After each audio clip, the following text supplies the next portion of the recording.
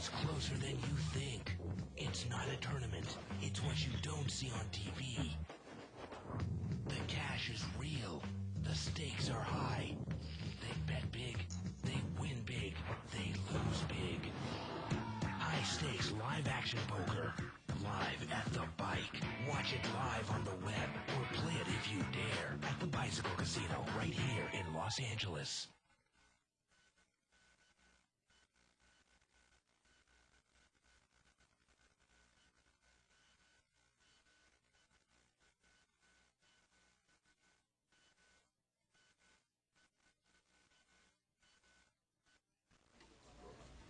Hello, everyone, and welcome to Live at the Bike, brought to you by the Bicycle Casino in Los Angeles, California, the first and only webcast of real action cash game poker. My name is Bart Hanson. I'm here with Dave Tuckman. Tonight we're going to be doing another $500 no-limit game, Dave. 5-10 blinds, uncapped, $500 min game. I really like this game. This is kind of our bread and butter game that we play. You might be wondering why we're wearing these sunglasses.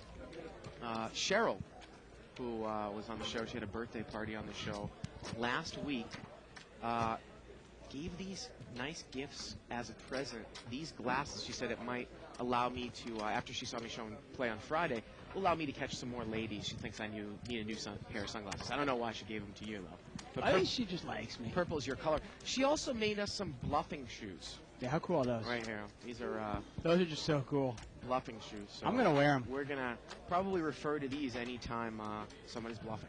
I'm gonna. So Those official are Live awesome. at the Bike bluffing shoes. Yeah. Well, let's head over to the table and let's get started for a Thursday night full of action. Let's do it. Let's go around and introduce the table. Yeah. Seat number 1, we've got Raheem.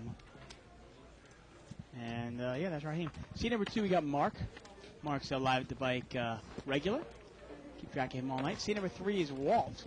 Walt hasn't been on the show in quite a while. He was kind of a mainstay of the show early on in its inception. Seat number 4, we've got Philly Al Barberi, former professional baseball player. This guy actually finished with a .333 career batting average. Yeah, 1 for 3. You wonder if he's going to go to the Hall of Fame for that. And there he is, Philly Al, big-time tournament player. Seat number 5, talk about big-time tournament player. There's Timmy, and she actually came in 5th place in last night's LA Poker. What are we playing right America now? Poker Classic. America Poker Classic, thank you. Yeah. She came in 5th place last night. Seat number 6, we've got Tyler. And He's been on the show before. Yeah, real solid player, good guy. I actually saw him in Vegas, and while I was there with my buddies, and he was playing down there. Real solid player. I like his game. Seat number 7, we've got Tony. And I think he's new to the game. Yeah. Seat number 8, we've got Olivier, or Oliver. And he's played big on the show before. He's played 25-50. Pretty solid. Play pretty much any game, I guess. Seat number 9, we've got... There he is. Mr. Roeder. Rooter. Robert Roeder. Yep. And keep track of this all night. So again, $500 buy-in, min buy-in, 5-10 blinds. Yellow chips are $5 chips. Purples are 25s and whites are 100s. First hand of the night here, buttons over in seat 1. As always, you can email us at live@thebike.com. Follow a live thread over on 2+2. 2plus2.com spelled out. Click on forums, tournament poker, world poker tour, etc. Official Live the Bike thread for, what is it, May 25th today? Yeah, May 25th. It is May 25th already. Wow. Time flies. And you're going to New York this weekend. We'll miss you on Monday. Right. I'll be here tomorrow, though. So I got limped around here in Walter, who plays a pretty tight game. He's going to make it 60 more here out of the big blind with ace-king. I don't mind the raise. I don't necessarily know if the raise is all that much, though. I might have raised a little more with like 8 limpers, Dave. He's going to get called here by Oliver, who's got a dominated king-jack.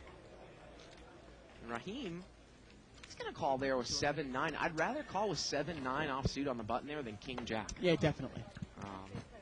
Figure 7-9. I mean, your cards are probably live. 3-way action here. Well, and Oliver outflops him. 3-way action is about a $250 pot. Let's see if Walt can lead here.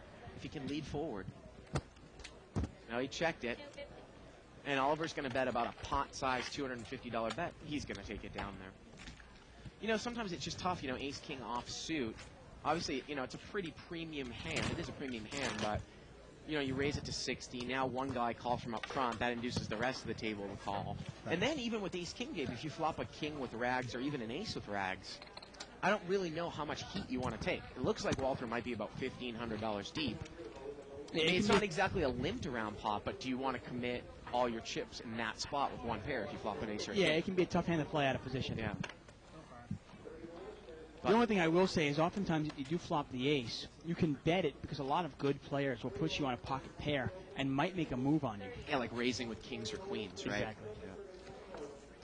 Seat 7 here is going to raise it up here in third position. He's going to make it 30 to go with pocket 8s. That is a really smallish raise here, Dave. Again, we've got a lot of tournament players in this game, kind of 3 times the big blind. Doesn't really cut it if your stack is deep in a cash game. No, not usually. And Raheem has called him with queen 8 of hearts here. Flop comes jack 10-7. Well, He's got a gut shot. Yeah, Raheem's got a gut shot to the 9. And Tony checked with 8s there. Raheem bet, and Tony folded. Well, it's tough to stay involved there when you got 8s and you have 2 overcards. Jack 10 obviously being scary cards to him. Fun night last night, Dave. 20-40. It seems like a lot of the players are more comfortable with 20-40. That's probably going to be the game that we're going to continue doing on Yeah, Wednesdays. I would imagine because it's the same color as the 10-20 game. We don't have to go through the rigmarole of changing chips. Right. And, it can be a little bit intimidating for some And that players. game actually kept going all through the night. Yeah. And I got to tell you, Mo, it is uncanny how he doesn't do that well on the show recently, but he wins it all back plus more when he's off the show. Yeah, although he said he actually lost last night. Yeah. Now, Raheem is going to open here for a raise to 60 with pocket 8s, and that is a nice size raise. I usually will open 55 to 65 to 70 if no one else is in the pot for the open raise. If there's a couple limpers, of course, you increase that up a little bit more. And as we always talk about, if you change your raise sizes drastically, well, good players will pick up on that and can kind of, put you on a range of hands according to your raise Definitely, size. yeah. Button moves over here to Philly Allen, seat 4. We see sometimes people putting that mini raise in there with like hands like Queen Jack, Jack Right. 10. Right. But if they've got aces or kings or queens, well, then they put the big raise in. 8s are going around, huh? Yeah, pocket 8s here for Tyler. Now, Timmy there's got king, queen suited in the small blind. Little open limp here by Walter with queen 9 off suit. And you might just check this. You could raise, and she's going to raise. Well, she's playing a short stack here, Dave. And that is the power of the short stack. If she makes it, say, at least 50 or 60 more, no one really should call. If Tyler thinks he has the best hand, he should probably re-raise her. Well, he's going to call. Maybe he hopes that other people behind her will fold. Well, it's not a terrible move to call if you're Tyler, only because if you put her on a big cards, Right. she's got to follow through and bet into you, Right. and then you can probably get her off it at that point. But the only thing about Tyler now is that he brings Tony in. He brings Tony in. Walt's probably not going to come in with this hand. It's kind of garbage, but you never know. Yeah. I mean, with a couple people behind you. So Timmy's race it with king, queen suited here. And this pot's going to be a little under 200 here, going 3 ways. Oh, nice flop for Tony. Good flop for Tony. Not a bad flop for Timmy either. No, king, really queen, not. Jack 10-4. I got to tell you, and she's going to continue betting, and I like it. All the money's going in here. I Yeah, think, no doubt. I think Tyler's going to fold. Tony's probably going to put her all in, I would assume. And she's going to call. I mean, with these stack sizes, he raises. He's going to make it 300. And Timmy is not in that bad shape here, obviously. She can catch an ace Yeah, and she's going to make the call here. or a 9. She can catch running spades or running 2-pair running trips as well. Tony probably thinks he's ahead. He probably puts her on a pocket pair, but he is ahead, but not by that much. Now she picks up spades on the river. The turn, and the river's a 10, and Tony fills up. She missed. And that is an easy call there with the pot odds and the stack Oh, size. of course, yeah. She's not going to go anywhere there with king, queen of spades. I'm going to tell you, Dave, before the show, we kind of filmed that first video blog that I was talking about. I think it went pretty well. You can look for that. I'm not exactly sure when it's going to be on the website, but we went over 2 hands that I played over the last couple weeks. And hopefully we're going to do that at least once a week, about a little 15-minute segment. Kinda Yeah, interesting. exactly. And we'll take the hands that you play or hands that I play. And even more importantly, what I'm really looking forward to is our viewers can email us their favorite hands that really kind of confuse them, and we can go through it Yeah. and really kind of dissect somebody's hand. And I think, is she done or is she coming back? She is done. Wow, that was quick. Well, she played it like a, no rebuy tournament. Quickly out. And again, if you're inexperienced in a game and no limit, if you can learn how to play on the short stack, you can be dangerous. Oh, The definitely. only thing about that, though, is that if you get lucky and you run short stack and you run it up to a deep stack, Well, are you comfortable to play a deep stack, or might you just get up from the table? And Well, take that's the your wins? thing, right? If you buy it for 500 in this game and you build it up to 1,500, Right. I guess you just get up. If you're not comfortable playing Yeah. deep, yeah. And that's not even that deep Yeah, no. in this game. Now, looks like Robert made a raise here with Mark made a raise with ace 10 of diamonds, and he gets called by ace king and ace jack. Now, if everybody misses here, you wonder if Mark can bet here, but he's actually outflopped everybody. He's caught the 10. It's about a $200 pot, or maybe a $150 pot, and he's going to bet 75. Well, maybe the pot's a little smaller than that. Maybe a $125 bet. He bets 75. And Tony's going to call here with overs and a gut shot. A lot of times we see people do this. I don't know if that's a great flop for ace king here, Dave. No, it's You're really not not. I that mean, deep. the king is good. Yeah. You've got to realize there's a good chance your king's not good. There's a good chance your ace is not good. Turns a 5. Now, obviously, he knows a jack is good. Now, it's interesting to see how Mark is going to play this. Is he going to bet again here with ace 10? No, he goes check, check. Now, the river's a 5. Now, is ace king going to come out and bluff? Now, he checks it, and Mark is probably going to be content to check behind here. Mark takes down a nice pot there. Once again, we're live at the bike. I'm David Tuckman here with Bart Hansen. You're watching No Limit Hold'em. Blinds are 5 and 10 tonight. This is an unrestricted buy-in game, but the minimum buy-in is 500. And as I'm doing this, Dave, on the computer, we had our first email here from KMA, Kevin. And I'm going to drag this email over to the desktop. And I'm going to make a little folder with everybody's. Again, you can send us kind of long emails with complete hands. And we're not going to be able to get a chance to read them on the show, but somebody, hopefully you or I, will be able to look through them all and possibly pick the best ones out for that Yeah, exactly. video blog. You can send us an email at any time, not just during the show, obviously. Raise here by seat number 1. He's going to make it 60 to go. He's got king, queen of clubs. Philly Al has got ace, king offsuit, and he is just going to call. You know, I was wondering if he might re-raise there. He is a kind of a tournament specialist, Dave. He likes to see flops, though, sometimes. He's been known. I know he's smooth called my raises pre-flop with queens Yeah. before, so. And Robert Roeder's going to come in here in the small blind with 6-7 of clubs from up front. Tough hand to play out of position. He makes the call. I don't think Raheem is really all that deep, though. That's the only thing here, you know. We're going to see three-way action here. It's about a $200 pot. Well, he outflops him. Yeah, Raheem was dominated, and he hits his top pair. Now, is Al just going to get away from it here? He does. Oh, there you go. Nice. Not a bad way to play ace-king there for Al. No, not at all. Yeah. That's fine. Yeah. Didn't hit anything, gets out of it.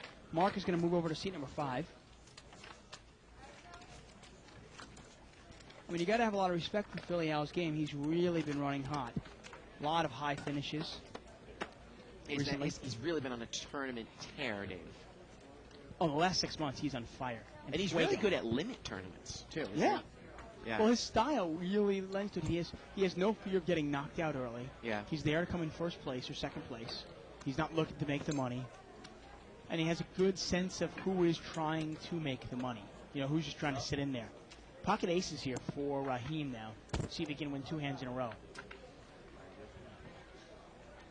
He's in the big blind, and it's going to get limped around, and he's going to raise. And he makes it 100. You know, it's interesting. When you were trying to find out an amount to raise here out of the blind, I think you look at your stack size. And let's say that Raheem has maybe, what, 600 or 700 in front of him there-ish? Yeah, I mean, I think a little bit less, but yeah, somewhere around there. I think that I can make it 75, 80 to 100, and I'm comfortable if somebody calls me because they're really not getting the odds to call me. Right. Even if they break me with a pocket pair. Right, and Because they shouldn't make you that are call. committing yourself with aces. Right, right. I mean, regardless of what the flop comes out, pretty much you're committing yourself here. And what is Oliver has pulled the limp re-raise all in with pocket fours. I guess maybe he thinks there's enough dead money, and if Raheem is just raising with high cards, he's in a coin flip. But the problem with this is that at best it's a coin flip. Well, Raheem could lay down. There could be fold equity if Raheem has ace queen or ace jack, right? Yeah, I guess. Do you buy it though? Do you buy it though? The limp and the cutoff with a big hand.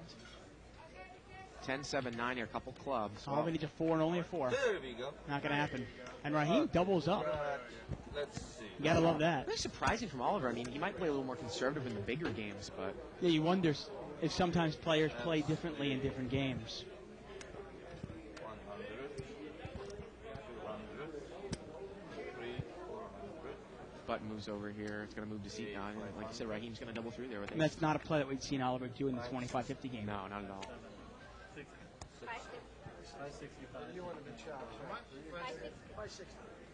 560 more. That spot's going to be over $1,000. Yeah. And he had 660 to start that hand deal. Okay. He made it 100, which is a little bit on the big side. But again, if you get called, you're really positive value, even if you lose the hand. Yeah, definitely. I mean, by putting 100 in there, if you get called in a couple of spots, Yeah. you can safely pretty much move all in. Yeah. And if somebody beats you, hey, so be it. Right. But in the long run, when you raise an amount that someone should not call with, again, he's on the short stack, that is positive. Oh, definitely. Yeah. Plus EV there. You're getting somebody to put all their money in who's not getting the right odds to Right. call you. That's really what poker is all about. I mean, you talk about bad beats, you talk about suckouts. You can only get your money in with the best of it, and you can, if you play a hand where a guy sucks out on you, but you made it improper for him to chase some sort of draw, or you make him move improperly, that's a positive expected value, obviously. Buttons over here in seat 9, Robert Roeder.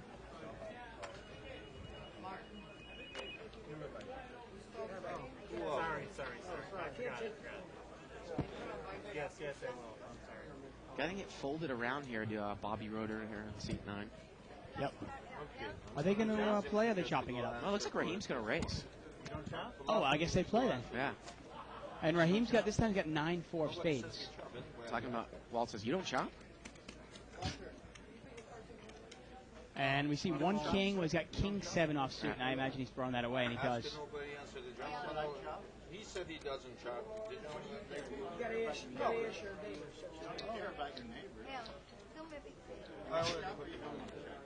This is always humorous, you know. Yeah, it's the soap opera of do I chop or not chop? The fact you have a good hand, though. Pardon me? Doesn't have anything to do with the fact you have a good hand, though. Not in this case, Walter. I asked a gentleman to chop. He said no. Somebody asked him. You know what, Walter? You know, fine. I mean, Dave and I don't chop, but you just don't chop with the guy. You got position on him, right? Yeah, I don't mind that at all. I mean, how about, okay, I'll chop with Al to my left, but the guy I have position on, he doesn't chop. That's fine with me, right? That's actually the perfect situation. Right. Got a guy to your right that doesn't chop, but the guy to your left does chop. Right. That's You great. want to chop? Okay, great. Right. He and I said we chop. He said he wouldn't chop. So don't tell me he said he wouldn't chop. I just like that he thought he had a good hand. He's like, it has nothing to do with the fact that you're pocket aces right now. Right. See that crackhead on 2+2 is posted up Because it went all the way around the small something. He blind bought us a bang couple range. cocktails last night, Dave. That is Eric. And he is his said name. that it was because he asked and nobody said they chop. Yeah, right. You know. I know. Dude, he was sitting on the It's next okay. to mine. You need the $10. I know. You need it. It's okay. Email here by Jake M regarding says he's running really bad. What are some of the ways to combat that if he's really tightened up? We'll get to that in a second here. Tony's got queens here in seat 7. And he's just limped in here. Limped in here, so it's going to be limped around 4 ways. How does Tony play it now? It's a ragged board. I think you bet here, but you really got to proceed with caution if you receive any heat, right? Yeah. He's going to bet. Obviously, it's a pretty connected board. 2 hearts out there, straight draws out there. Oliver's going to throw away his gut shot. He's going to take this down with queens. Yeah, he does. Hey, email here from Jake M. It says, hey guys, I got a question about running bad. I'll be the first to admit that I'm playing bad. I'm playing way too fast lately and trying to run too many bluffs, which is something I don't usually do. Even though I'm playing bad, I'm also running really, really unlucky as well. So today I decided to play super, super tight. I'm folding about 90% free flop, but I'm still down. And yet again, I'm getting unlucky. What would you guys suggest I do? Any advice would be greatly appreciated. Thanks, guys.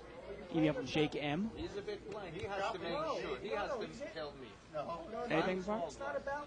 Well, I mean, a lot of times people say they're running bad, but they don't realize that running bad is actually causing them to play badly as well. That's why Phil Ivey said nobody runs bad, they just play bad. I wouldn't go so far as to say that. But I think you just got to stick with your game. I mean, one of the strengths of my game, Dave, is that I really will rarely ever tilt. I can keep good emotional control. Right. And, I mean, that's something that I don't have to battle, but I know a lot of people do tilt.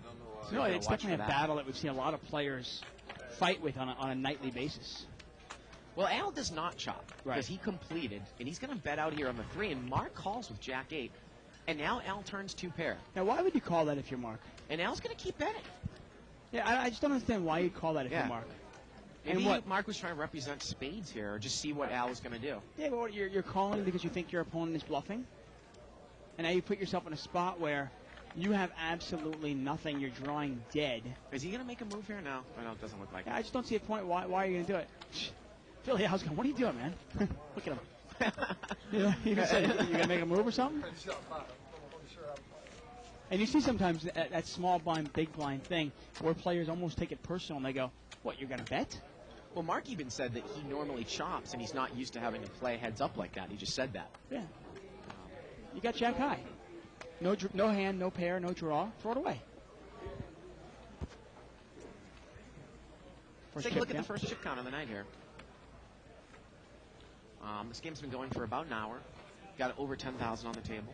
Not bad for a 5-10 game. Let's take a look at the differences. Oliver's up 1,200. Wow, still up 1,200 after giving away giving six. away that to Yeah. Raheem. And Raheem is just even now. Yeah.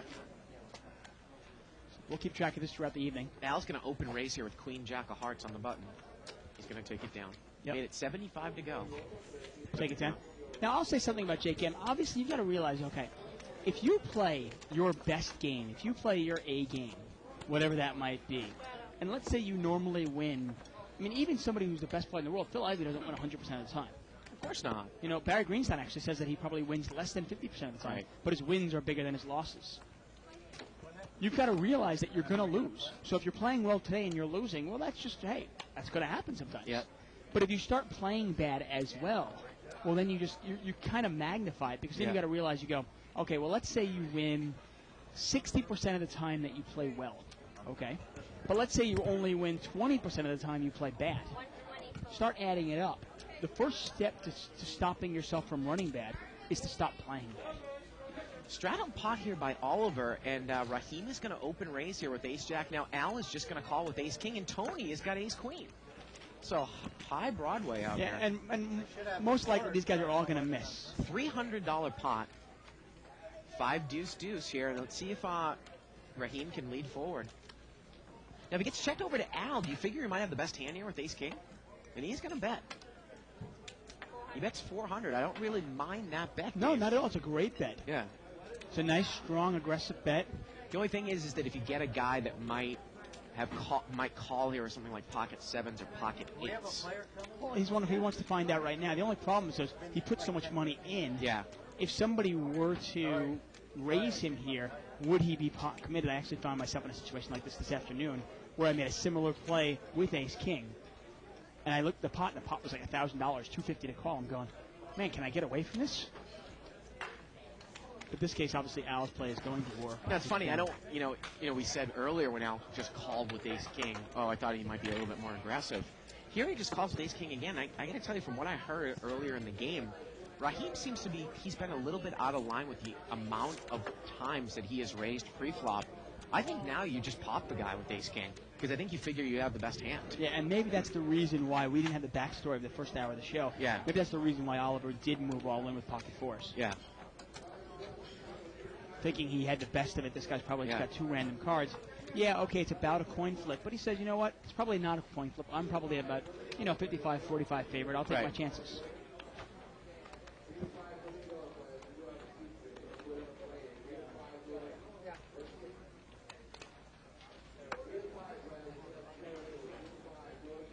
And I've got a feeling. I've got a feeling we're going to see Chris Gregorian in seat number 2. We're going to get the Armenian Express. So now we got 2 of the 3 people that have a fan at the table at the same time.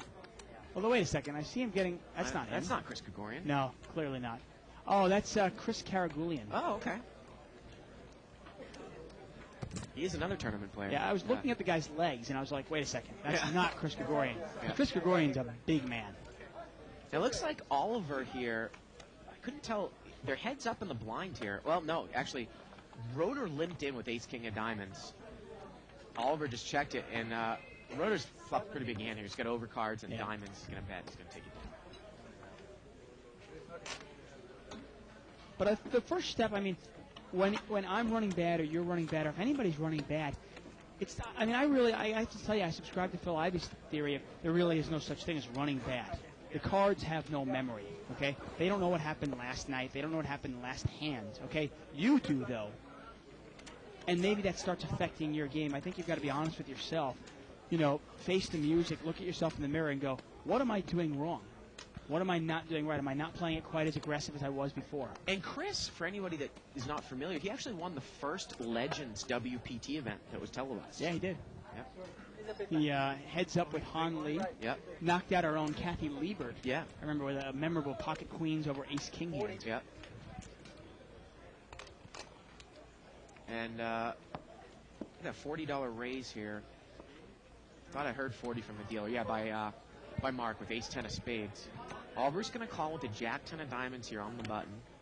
Raheem is in with deuce 6 of hearts. Raheem plays really loose. And Chris is going to, Walt is going to call with the queen 9 of clubs. So here we go, about $170 pot. 10-4-7. Well, Mark the pre-flop raiser. He's hit his 10. Now, is this the type of flop you want to get involved with if you're Oliver? Yeah, I mean, you got top pair, no kicker, no draw whatsoever. Well, you know, if he Mark, gets checked that's to me, kind of weak, though. He bets 95 into about, and Oliver's going to call. Maybe see what happens here. $90, Dave, into about a $170 pot. Oliver calls. Now, this flop really isn't all that draw heavy unless you think someone might call you here with 5-6. I think Walter's trying to think about calling with a gut shot here, but I don't know. I mean, actually, if a jack were to come, he might win some money because Oliver would have 2 pair here. yeah, I mean, I just think it's too big of a bet. I mean, you've got to be looking at it. It's 180 in the pot. Actually, there's, what, 350 in the pot? 350 in the pot, 90 to call. You've got 4 outs, so you probably need to make at least 900 total. Now, there is a chance that pot. if you call this, there's a chance both players might just check. Yeah, you might also get 2 cards. You could get 2 cards to the price. I just don't think it's a big enough draw to go for. The other thing, too, is you might lead out on the turn, maybe even big if a club were to come. Well, the turn here is a king. I don't really think... I think if I'm Mark, I still think I have the best hand here. That changes nothing. No, it really Unless doesn't. the guy has king 10. There's no reason to put him on a king 10, though. Yeah. And he's going to bet 200. I'd be more scared of a 9 or a jack. He's going to bet 175 here. And I think that Oliver... I think he's probably going to be done. He's got some $1,000 chips over there. You can see those $2,000 chips. I mean, if you're Mark, the only hand you're really scared of here is if somebody's got, you know, obviously you don't want to see a 6 or a jack in case he has 8-9. Jack also completes 2 pair. A likely holding, jack 10. And Oliver's out of there. Nice bet by Mark. River was a 5 of diamonds. Wouldn't have changed anything. And Mark takes it down. Yep. Once again, if you want to email us, we like to keep the show interactive. You can email us at live@thebike.com. You can also follow live thread over at 2plus2.com. If you're wondering how to contact us there, you can also go to www.liveatthebike. On the left-hand side, there's how to contact us. Yeah. Click on it. Button's going to move over here to Raid.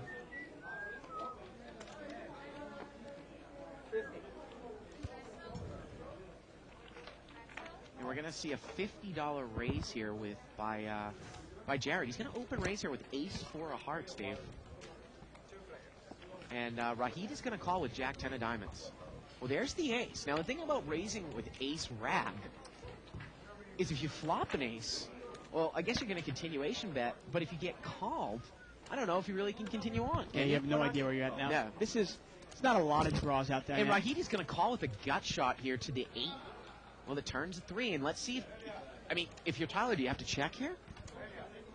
He checks, and Rahid checks behind him. And the river now is a 9, and if you're Raheem, you might be able to use that card. Now, Wow. Tyler's going to throw a little bet in here. Kind of a little blockish bet almost, right? Yeah. He takes it down. That's the problem with ace 4. You're not really sure what to do. It almost paralyzes you. Yeah. Your opponent calls you one time, and you go, well, now what do I do? Right. email here from Richard. Richard, I'm actually not going to take that bet. Richard offered me a little prop bet. You are the gambling type, right? Not really. We were going to play the pair game with Trish, but then she left last night. I'll do that. I mean, I'll mess around like that. I don't consider myself much of a gambler. I actually kind of make What are you talking calculated. about? When you go in golf, you're like, we got to put money on it to make it interesting. That's because I think I'm a better golfer than. I put money where I think I'm going to win money. Oh, I see. Limped around here 4 ways. Ace 4-5 here. Well, Philly Al's got an ace. He's from up front. Gonna throw a little bet out here. He's gonna bet 40.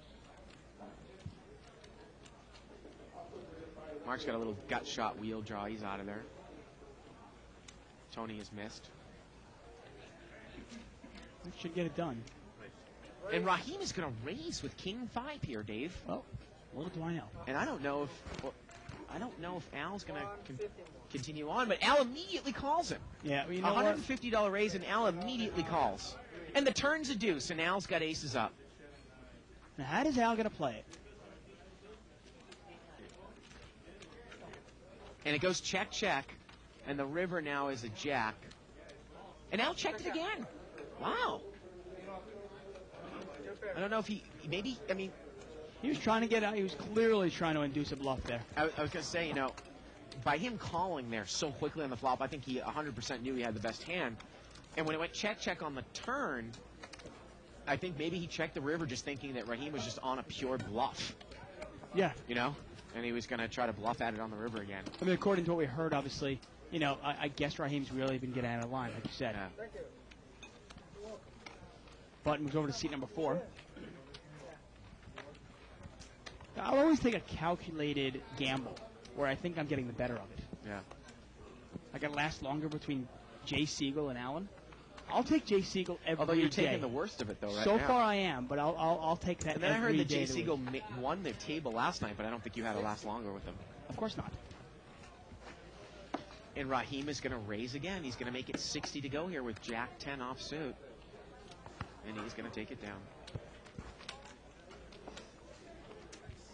Again, if you want to listen to an interview that Dave and I did on the circuit, you can go head over to thecircuit.com. And now I have word that if you go over to our commentators at liveatthebike.com, you can go through that to get to the circuit interview. And then I did a brief interview with guys on sports radio in Vancouver, Rounders the Poker Show. Check that out as well. Cool. Sounds great. Yeah.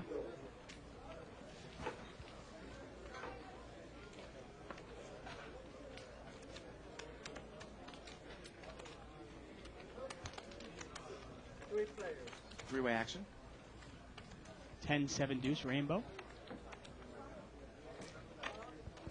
Nobody's really got much of anything here. Limped around. Turns an 8. And nobody still. Tony's going to take a shot at it, though. He's got a gut shot straight draw. Not a very valuable one, obviously. If a 9 were to come, anybody with a jack would have a straight. But he takes it down. Good aggressive bet. Players are kind of feeling each other out. Kind of had a slow first half hour. Yeah. Not a whole lot of big pots. Button's going to move over here to seat 6.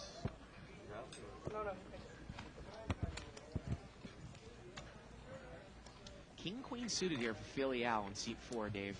Now Raheem's got Queen Jack offsuit in seat 1. Is he going to raise it up again? He does. I think this is an easy call here for Philly Al. He makes the call, and he's got him dominated. Now, we might see Al shake and move here, even if he misses here. If there's a ragged flop, this might be interesting. I get a feeling... Well, he's going to use the power position. Yeah. I mean, he's in position. Now, here we He's go, got- rags. Let's see what happens here. How about this? Raheem's going to check. And Al just checks right behind him. Turns a deuce. And if he checks, I think Al's going to bet now. I don't think he's going to let it go through when he checks Yeah, twice. he does. That's $100. Yeah.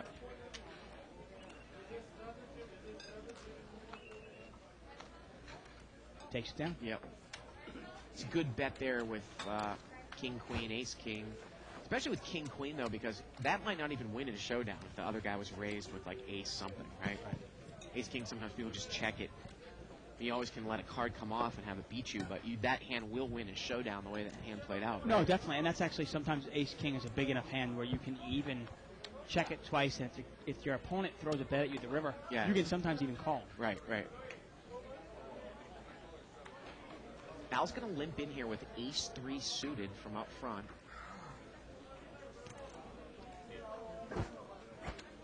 Limped around here, 3 ways. Well, Al's got the nut flush draw here. Now Oliver's open-ended with Jack-4. Raheem has got a pair of 6s. Yeah. Al's got the gut shot as well. You wouldn't think it's a valuable one, obviously, because if a 4 comes, anybody with an 8 would have a straight. But in this case, it is good. He bets 40, and Raheem is going to call him, Dave. Boy, Raheem does not want to see the 6 of spades here. And the turn here is an ace. Al now has top pair and a spade draw.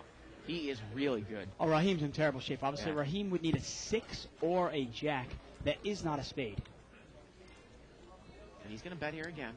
He bets 200. I think that Raheem probably is going to throw this one away, I would think.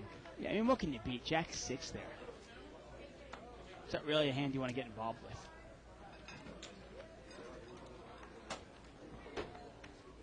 And he's going to get rid of it. Take it down, Al. And Al's having a nice start to the show. I mean, sometimes when you're running bad also, I think it's a matter of confidence. And I got to tell you, I mean, I think like anything in life, if you're confident, you are that much better at it. We've seen times, actually, I mean, I'll just throw something at you. We've seen people come into our booth and kind of be a little intimidated and a little pulled back, and they're almost scared, and they're not as, free.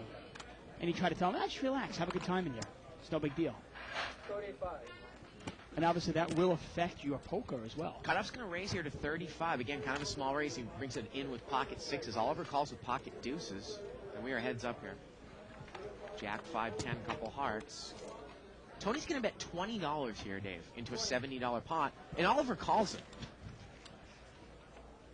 Turn is a 7. 6s are still good. Is Tony going to check now? I mean, with such a small bet, you don't even know where you're at. It goes check, check. River here is a king. And if he checks here, I think Oliver's going to bet this river. If Tony checks here, wouldn't you with pocket deuces? No, guess not. Not much you can beat except like ace 9, Yeah. right? I mean, you try to think of a hand you can beat ace 9, ace 8, queen rag, I mean, something like that. So I got to tell you, this is really cool too. Cheryl, the birthday girl from last week, actually gave us a CD of the funniest 911 calls. Now, remember, she's a dispatcher for the California Highway Patrol, I think, right? Yeah. Well, actually, no, just California Police. So she gets a lot of 911 calls, obviously, that's what she does. And she gave us the CD of the funniest ones, and I cannot wait to listen to it.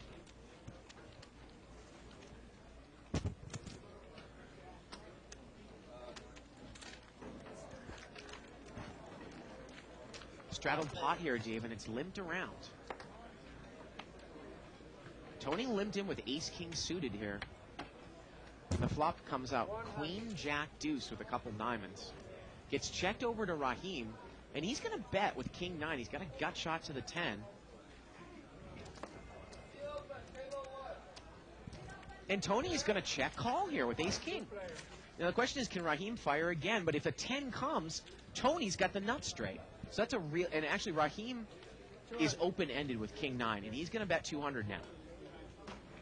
He's got the, yeah, he's not open-ended, excuse me. He does have the gut shot to the 10. Huge reversed implied odds. And Raheem is going to take it down. Of course, we are on a 10-minute delay, and I don't like to set this precedent.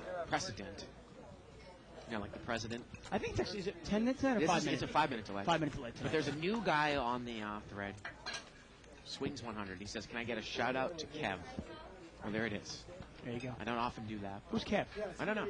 Oh, okay. But sometimes when I see... And There's Ronnie! Yep. Ronnie! Ronnie, where you going, man? He says, I'm afraid of cameras. He walked away. Mimped around here 3 ways. $30 pot to the flop. King 10-8 here. Well, Mark's got top 2, and he checked it from up front, Dave, in the small blind. Did not bet. Gets checked around. Turns at 3. I gotta tell you, I mean, that's not the kind of board that I want to be checking with. You've got to realize, if any card between, say, 7 and ace come off, you've got to be scared somebody has a straight. Well, it was limped around, and I'll throw something out at you. If you've got a guy like Raheem in there, if Mark was the small blind and you've got Raheem in position, again, we talk about the times to slow play, you might go for the check raise, because it seems like he's always going to bet when checked in. Yeah, I mean, I just think on an unraised pot, that one's too scary. Yeah. Because obviously you have no idea where you're at. Somebody could be in there with just 2 random cards, queen 9, something like that. Broadway card comes up, and then suddenly you're going to lose a big pot with 2 pair. Those connected boards like that, I don't really like the slow play. Four-way I don't action like the here. slow play much at all, but never then. Four-way action limped around, and Mark had limped in on the button with ace rag off suit. Oh, yeah. And he is going to bet here. We always talk about ace rag. You know, you'll win a small pot or you'll lose a big one. And he'll win a small one here. There it is. Now, obviously, we are live, unedited, unscripted. Have you ever seen Mark play in this game before, Dave? I don't know if I've ever seen him 500 play game? in 500, yeah. He used to play it a lot. Did he? This was the game he used to play a lot. Yeah. And then he started playing that 3 to 5 game. Right. When there, he used to play this game when there wasn't a 3 to 5. Right. And he'd even played the 200 game, too. Yeah. Stepping it up a little bit. And Roeder looks like he's back to the table. I mean, when you think about it, I think almost every live show, quote unquote, is actually on a delay. Isn't the radio like 7-second delay? Oh, absolutely. Yeah. TV 7-second delay. Yeah. Might even be more than that, actually. Sometimes when you watch a TV broadcast of something, you know, I'll listen to the radio announcers because I like them better, and the radio will be 5-10 seconds ahead of the TV. Really? Yeah. Opening the straight draw for Raheem, he's got the ass end of it, and he's going to bet it, and I don't think Oliver's going to call. No, he doesn't. I mean, you look at it in football games or baseball games when they have to shoot a signal up to a satellite and then it gets shot back down. Obviously, with the radio broadcast, where I think they have a hard line into their station and then it's just broadcasted out locally, it's quicker. If you've ever been to a bar or here at the casino, you can actually watch, if you're watching a baseball game or a football game on 2 different TV channels, Yeah. and one is satellite and one is local, Right. you can literally, one TV will be about 10 seconds behind the other one. I don't think it's all that. Well, what I've noticed Well, I is mean, the I was- broadcast is about a couple seconds ahead of the satellite. I was watching, Yeah. literally, I'm like watching one TV for football, and I'm going, and I'm watching the pass, and I'm screaming like, oh, and it's already, Yeah. the guy's already, it's an already incomplete pass on the other side. Kind of got annoying after a while. King, Queen, 9 here. On the flop, it was limped around. Now, Raheem's got Queen, Jack with the Jack of Spades. He does not bet. Wow, I mean, that's definitely a betting He's hand got there. the second nut flush draw here with the straight draw and middle pair. From what he's been betting, I'm real surprised he didn't bet. Now he's got trip points. Didn't look like he was going to get a call from anybody. And he's still not going to get a call from anybody. And now he's going to bet. He's going to bet 100. You know, the funny thing That's is what Mark that, says. Mark says. yeah. Funny thing is that, you know, it's kind of giving Robert Roeder a hard time, but I haven't really seen him do anything that's really all that out of line except for making calls out of position with suited connectors when he shouldn't. But, I mean, that's a relatively minor leak, and it's something that we see even in some of the biggest games. No, he seemed like he played okay. I mean, Yeah. he was definitely committing too many of his chips when he was short stacked with kind of speculative hands. Right. We saw him calling off, say, 10% or 15%. Deuce 3 of clubs. Yeah, 15% of his stack with Yeah. 4 or 5 of clubs, exactly. You had him? Yeah, no shot. I had the 4 spades. Button moves over here to seat 8. And seat 7 is going to make it 40 to go. Pocket 4s here. Again, his raises are pretty smallish. Now, ace-7 of diamonds, well, Roeder's going to call here. Again, you've got to be pretty deep. The other guy's got to be really deep, and it has to come out just right to make money. I like Al's hand really the best here out of these 4 hands. Here we go. Well, Al's got top pair here. He's got a straight draw. How do you know that, man? How did you know? You knew it. Amazing. That's uncanny. Now, is Robert Roeder going to get involved? Is he going to make the check call here with ace-7? Second pair, Backdoor diamonds? overcard kicker, backdoor diamonds. Al's bet pretty big. He's bet 200. He's not going to get involved. But Wow. Raheem is going to get involved. He calls with ace-5, and if an ace comes off here, and look at that, the turn is an ace, and he's made aces up, and he checks. And, wow, and Al's not going to take the And call. Al's I thought gonna bet maybe he again. would. He's going to bet 200. All in. And look at this. Raheem check raises all in. And sometimes that's why once in a while, that's why sometimes you want to take the free card. Yeah. Now, obviously, there's kind of a catch-22. If you check there, you could be inducing a bluff. Right. Yeah, that's the first one. That's two. And I don't know if Al can get away from this. $760 pot, plus the call $960, $350 more. It's about a $1,300 pot for $350 to call, and Al calls. And the river here is a king, and Raheem is going to win. Yeah, ace is up there for Raheem. He's Al's getting a little under 4-1.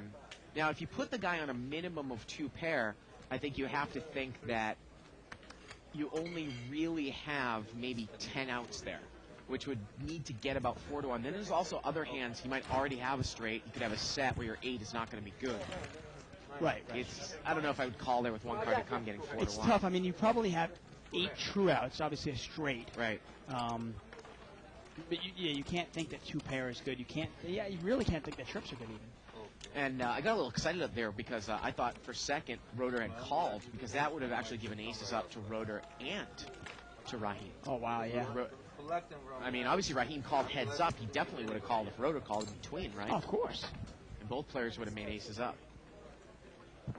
Roeder would have won himself a big pot there. And it's funny, sometimes you look at it and you're like, say you have aces up in that situation and a guy check raises you all in.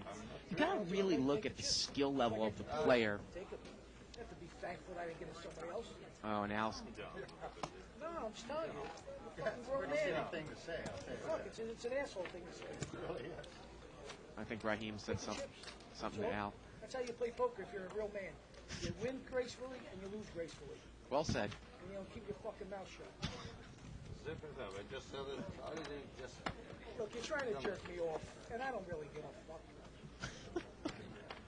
It's like we're in an episode of Sopranos. This is great. I know. I'm not going to say a word. 4 players. 4-way action here. I hope he doesn't jerk him off. That's Filial Barberi. 35. Hey. $35 bet here by Tyler with ace-4 hearts. But to finish my thought there, Dave, I assume Al's going to get out of this hand. He's got ace, yeah. You have to, if you're really in a situation where you've got check raised all in there and you're getting 3 to 4 to 1, and let's say you had ace-7 there, and a player like Raheem check raises you, versus a player that's really good who check raises you. I think against a weaker player, you definitely have to think that it is very likely within his range that you might have him beat, because he might be just doing it with 2 pair. He thinks it's the nuts, right? Yeah, at the same time, it often can get to a point where you're playing against a weak player, Yeah. and you go, well, do I really want to gamble up this much where I might only have a small edge? Where I can probably, against this weak player, get his chips easier later. I don't know. It's kind of an ongoing debate. Yeah, but I don't know if that hand would necessarily be if you have a small edge. If you think your 2 pair is better than his 2 pair, Oh, well, it's then not really a it's small edge. Of course not. Yeah. But if you start putting him on a range of hands, and you Right. go, well, maybe he's got a set 25% of the time, maybe he's got a straight 25% of the time, and 2 pair 50% of the time. And you go, well, can I pick a better spot? See, with top 2, I'm definitely going to get involved. Yeah. With a hand like ace-5, I might not. Ace-7, I might, though. Tony has bet 40 here. He played king 4. And Mark calls here with a red gut shot to the 7 here, Dave. That's really surprising out of position. Turns a 5. See if Tony's goes check. Now is Mark going to bluff at it here? He's not going He's not going to to. get checked down. And Tony's going to win this with a pair of kings. Actually, kings up. I actually called the guy last night. I don't know if you saw the hand, but there was a guy that seemed to be playing pretty tight. He made kind of a big lay down to you. He had an overpair to the board. We had never really seen him before. He kind of looked like a nerdy guy. Yeah, he definitely. And he had raised a small amount from up front, a couple callers, and I called in the blind with deuce 3 of clubs. And the flop came ace-4, I think it was ace-4 blank. Yeah. I checked to him, he bet, and I called. Now, I called not to necessarily hit my wheel, but I thought that if he didn't have an ace, he would check the turn, and I could bet the river and he would fold. But instead, he checked ace-queen on the turn. I threw in what would have been a bet that he probably wouldn't have called with kings or queens, and he called with ace-queen. I don't necessarily know if I'm the type of player you might try to induce a bluff with on the turn. I don't think I'm aggro, super aggressive. I actually don't think he was checking to induce a bluff. I think he was checking to keep the pot small. Yeah. He didn't want to face a big check raise on the turn. So he figured, okay, I'll keep this pot small. and then call off any reasonable bet on the river. Yeah. Any reasonable bet with like someone that I might do with an ace rag. Right? Exactly. Yeah. And if you made 2 pair, okay, it pays you off. Yeah. If you don't have to, Yeah. 4-way action here. We had a raise by Raheem with king 10 of spades. He made it 60 to go. Well, Oliver had the best hand pre-flop, and he continues to the best hand now with top pair. Now is Oliver going to lead out? No, he checked it, and it gets checked around. Well, the turn here is an 8. Oliver checks again. And Raheem checks again. And the river now is a 6, and now Oliver's got trip 6s. And he's going to throw a little bet out, I'm sure. And I don't think he's going to get called by anyone, is he? No, probably not. You can see all those Broadway cards are kind of shared. That's why usually the board came out all I mean, it's ragged. odd. I mean, you wouldn't put this guy in a 6, would you? Probably not. I mean, you'd have to almost put him on a steal. I mean, the way the hand played out, it's really strange. And again, against that guy, I mean, that specific guy, we'd only been watching him for an hour or two. He's definitely not the guy I'm going to go for a gut shot with because he's not going to pay me a lot of money after I saw the laydown to you. But I just thought I could use that ace just to take the pot away. I was actually amazed. I mean, this guy, anybody in question, the hand, I had raised in late position, and he called in the big blind with pocket queens, and we were heads up. The flop came out 7-3 deuce, Right. 2 diamonds. He checked. I bet the pot. Yeah. He raised the pot. I thought about it for about 30 seconds, and then I smooth called him. Right. On the turn, a 9 of spades came out, so the board is now 9-7-3 deuce. Yeah. He checks to me with his queens. I move in for about the pot, actually, maybe a little bit over the pot, which is pretty much the pot, and he threw away queens face up. Oliver is raised to 40 here from up front with Jack 9 of clubs. Al calls 10-7 of diamonds. Tony's in there with king 9 in the blind. Oh, 8-3-7. Al's got a piece of it. Oliver's got overcards and a gut shot. He's going to lead forward. Now, is Al going to continue on here? Well, it's kind of a weak-ass bet here by Oliver. He bet 50 into a $120 bot. And Al called. Now, Al doesn't want to catch a 10 here because that gives Oliver the nut straight. Right. Well, the turn's a king, and I think if you're Oliver, you can really drive with the bet here. You've got clubs. It's a scare card. Yeah. I mean, I like the bet here. First of all, you've got the fold equity. But now, Al instantly calls. But now Oliver's named his price for the draw, and he can catch a lot of cards. Not that one, though. Nope. Check. Well, Al's not going to bet it. And Al checks right behind him. Well, he's going to take down a pretty big pot there with just a pair of I sevens. mean, but the thing about that hand, though, is I guess you can call it kind of a blockish at stop bet on the turn. But if I bet that flop and Al calls, unless Al has a monster that he's slow playing and the turn comes king, the pot now, Dave, is about $200. I would rather use that king as a semi-bluff card. I'm not going to bet 100. I might bet more, try to get him off the hand. The problem is, why would I put you on a king there? You bet the flop on an 8-7-3 board, right? You don't think I would continuation bet with ace-king? I already had aces, something like that. I would He didn't continue raise to bet. He didn't raise pre-flop. Yeah, he did. Oliver did. He did. Okay. Yeah, I mean, Well, it was kind of small. But I see what you mean. yeah. Probably that's not going to stop me from betting jacks or queens in that spot either, right? The king. Right. I mean, I guess if Al goes, nah, I'm putting you on ace king, and the king comes, Yeah. okay, I'm putting you on ace queen. Right. You know, you start picking them. Crackhead wanted to know how Jay Siegel, our live at the bike potato, is doing in the tournament today. And last he heard, they started with $2,000 in chips, and he has $6,000 in chips. Now, we had a raise here pre-flop, I believe, by... Couldn't tell, but Al has picked up a big hand. Yeah, it's a nice flop for Al, really is. And he checked it. Mark's going to bet 100 here with king 8. Maybe Mark was the pre-flop raiser on the button with king 8. I think he was. And I think Al's going to raise this up. No, he just check calls. Wow, okay. He's got clubs and a pair. Well, the turn's a 9. He's picked up a straight draw now as well. Tony is He out can of the catch hand. an 8, a 10, or a 7. There it is. Check, check on the turn. And now Al's got a straight. A lot of cards that Al could have picked up there, obviously. An 8, a 10, a 7, a club. And now Al bets 200 here. And Mark really needs to just throw this away. Well, I think Mark's trying to run through and kind of, maybe manufacture maybe busted clubs. Well, you know what, though? If you're going to play it that soft, remember, Mark checked the turn. Now, if Mark had bet the turn, it'd be a little different. But once you check the turn, you're giving him a free card. You've induced this bluff, but at the same time, your hand's not big enough to really call down, I don't think. Okay. And another Jay Siegel update. He had $6,000 and 6,000 chips, and now he's got none. He's out. Yeah, of course it's a bad beat. Does anybody ever come out of a tournament and go, Yeah, I got my money in with the worst of it. I never hear anybody say that. Everybody always comes out and goes, I couldn't believe it. The guy called me with this. How do you call with that? Just once, I'd love somebody to come out and say, I got my money in with the worst of it. Mark raced it here to 40. He got called in 2 spots. Gets checked to him, all hearts, and he does not bet. Turns 3. And Oliver has the best hand. Actually, Al's got the best hand with 10-5 of clubs. And now Al's going to throw a little bet out here. I don't mind. He's it going at to all. take it down. He bets 100. Billy Al obviously playing fearless here. I don't know if Oliver's kind of played this hand. Yeah, he's going to move off. Email here from Adrian Beloso. Yeah. Go ahead, I'm sorry. Says, does the jackpot apply at the live at the bike table? Has it ever been hit? Yes. Yes It and does. yes. Yes and yes. It's actually been hit once on the show, right? And once when we were in Table Talk like a year ago, right? I think 3016, something like that. It also hit right after the show one day. We had Johnny Chan and Barry Greenstein at the table, and they hit the jackpot. And you can imagine those two. They're playing for thousands and thousands of dollars, and they hit a jackpot. And I believe Johnny Chan actually lost more money in the hand than he won in the jackpot.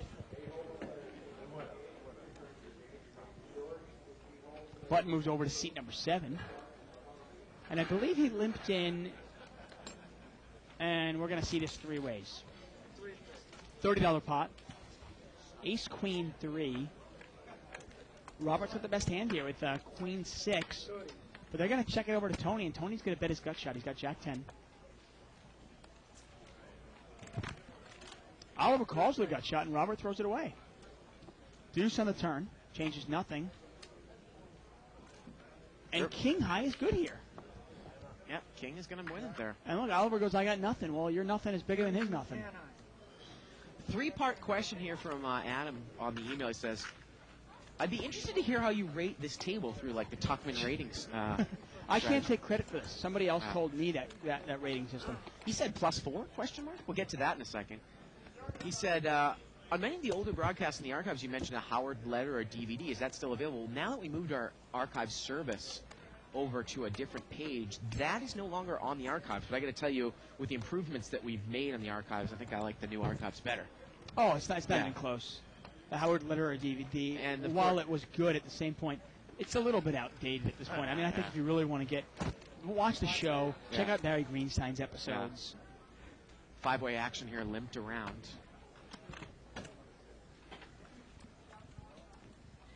Ace 8-8 on the flop. It got checked around. The turn is a 10. And I believe Tony is the best hand with 10-5, right? Well, yeah, Walt has got a big draw, though. He's open-ended with a flush draw. Now, can Tony, would you call here a 10-5 to Walter's bet here from up front? See, the problem is Walter could have a 10, and basically you're calling the chop. He could have a weak ace as well. Yeah. And the river now is an ace. And I think I bet here again. I don't put that guy in an ace in late position. I like the bet there, and he's going to take it down. Tony cannot call again. I think you put that guy specifically on a 10. Week 10, something like that, yeah. And then the third question from Adam, what's the latest with the video blog? Well, we said in the beginning of the show, we filmed the video blog today. Went pretty well. About a 15-minute thing, and that will be up on the website, I believe, at some point. Some point in the future. Yes.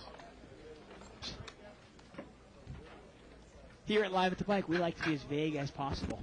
Well, I was waiting for a little birdie in my ear to tell me something, but I heard silence. So. Button's over here in Robert Roeder's hand.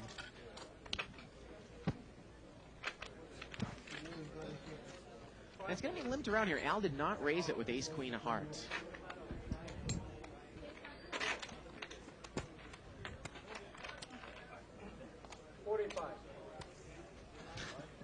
Great email here from Charles King. Yeah. $45 bet here by Tony. And Walt is going to check call with an open-ended straight draw here. Al gets away from the ace-queen. He played it slow pre-flop. Well, it's a rainbow board. I don't mind the call. Now, Walt has picked up extra outs here because he's got a pair now. Well, yeah, but now Tony's picked up a flush draw. And he bets 100. No reason, obviously, to put Tony on clubs. Yeah. And Walt is going to raise this up. Is he? Yeah, Walt's going to raise this up. He's going to do a little semi-bluff here. He's going to make it 350. He's going to try to represent, I'm assuming a straight, but you got to start thinking, how does the 5 complete a straight? Deuce 5 or 5-6? 5 does not complete a straight. I just don't buy that. And is Walt going to be in there with, say, 10-5? Now, it is... He is in the blind, so I guess he could be. I guess if this game gets any shorter, you or I should jump in the game. And wow, and you're going to get a call from Tony here. And can Walt follow through and bet one more time? I think if he bets one more time, I don't know if... No, it gets checked down. Yeah. Well, it's always tough when the guy calls you at Yeah. $300 there. You're not sure where he's at.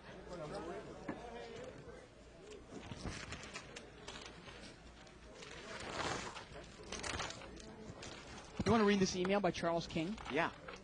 He says, doesn't it get annoying when people email and say, well, quote unquote, I'm turning pro next month. Then ask all this other shit about what they need to do to turn pro. Why don't you just tell them to shut the fuck up? Because if they don't know that, they obviously don't know what the fuck they're doing anyways. I'm just so sick of hearing about it on the show. There you go. Well, there's an approach, Charles. Yeah. You know, we're looking for an extra commentator here.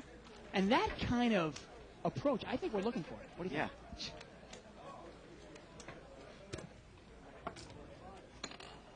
Obviously, the influx of poker players into our field, a lot of players don't really know everything about it. And obviously, you're going to learn as you go along. I mean, I started playing a couple of years ago professionally, and, you know, it's been a learning process, and I'm still learning today. 9-8 deuce here on the flop. It was limped around. Thank you for the email, Charles. That was funny. 40. Tony's going to bet 40 here. He's got top pair. And Oliver's going to call with king 8. Rotor's out of there. Al's probably going to fold. Mark, I'm sure, is going to get out with bottom pair. David Stanfield's calling for the table talk again. He says, times like this, God bless the table, Mike. Right, guys? Take 20 minutes off and let it all unfold, like old times. He apparently likes Philly Al. Well, Tony's checked here, and Oliver's going to put, I think that's like a little pot-controlling bet. He's probably betting here to check the river. I think that you can represent Jack-10 here, obviously. That is what a logical hand might be. The river's a 3, but I think Oliver bet there to check, and he does check behind. And Tony's going to win this. Yep. And if we knew Philly Al would continue, we would definitely just let him go. Now, how would you rate this table, Bart? Well, I mean, if you want to go around individually. I mean, Walt's a pretty solid player, right? Yeah, Walt can't be any better for the game than a 0. He's either a 0 or a -1. Right. Philly Al, you know, normally I might say on some nights he might be a +2. He's really not done anything out of line. He might be a 0 or a +1. And like before, his confidence is obviously really at a high right now, the way he's been playing lately. So he might even be an even or a -1. Mark, he's a 0, probably. Even, maybe a +1 at the higher levels. And I don't mean to degrade the guy. I know he watches the show. I don't think Tyler. I think Tyler might be a -1. Yeah, pretty solid player. Seat 9 is raised here to 40. And he's hit a set 8s. Robert, he's got top set here with pocket 8s. Is he going to make a continuation bet? He does. You know, it's not a great table because you look at Oliver and Robert, and they can't be. None of those guys are probably +1s. They're either 0, anywhere from a -1 to a +1 on a given night. I mean, there's no real +2 at this table. That's for sure. No. You'd look at it and Tony, his game seems to be a little bit weak in seat 7. Right, yeah. Yeah. Again, I don't know if you'd be a +2. And look at this. Tyler makes the check calls. He's setting up a play here. Well, the turn is a 6. The turn is a 6, and it's a 3rd spade. And that is the worst possible card you could see if you're Rotor. And he is going to represent here. He's going to bet 150 here. And this is kind of a hand, the hand I had in the video blog. And Robert is going to call here. He has a set. And you wonder if Tyler can follow through. Although Tyler might be scared that, you might be betting right into the nut flush here. Yeah, definitely. And the river here is a deuce. It's always scared to bet into somebody when you have no idea where they're at. I mean, it takes a lot of courage to bet into somebody when the nuts are out there. And look who's coming into seat 2. Now, it would be much easier. Let's say Tyler had the ace of spades and the queen of hearts. And he's going to bet here, Dave. He's going to bet 350. And I think Rotor's going to make it. Yeah, he does make what the call. is pretty much just a call. Certainly can't raise it. And Tyler's going to show a bluff, or he's not even going to show. And he got caught with his, caught with his pants down there. Corporation Mike in the game. That'll liven up things a little bit. He's going to jump into seat number 2. 2 kings lost to 2 jacks. Now, I like what Tyler's trying to go for there, but I got to be honest, I would rather make that play if I had the ace of spades in my hand. Because then I know, we talk about it a lot of times in Omaha sometimes, where if you've got that nut card, it's really important because you know they can't. Right. And then you can represent. Same thing in Hold'em, obviously. If you have the ace of spades there, you can bet that, and you know your opponent does not have the absolute nuts. Well, Mike is definitely going to change the makeup of this game. I think he's going to really run over this table. Well, that's the funny thing is you gave all the ratings to all these players, right? Now, that's the ratings in this present lineup, right now. The way they're playing. Yeah. Well, now you add Corporation Mike to the game, and suddenly a bunch of these players that were +1 or even, let's say even, might become +1s because they might play it a little differently with Mike in the game. Look at this. Are you kidding me? I don't know if we can get a shot back here, but I think we're over the planter again. Oh. I love these shoes, man. I know. Love them. Was this here the whole time? It's coming out. It's a moving plant. It's like Seymour. I know.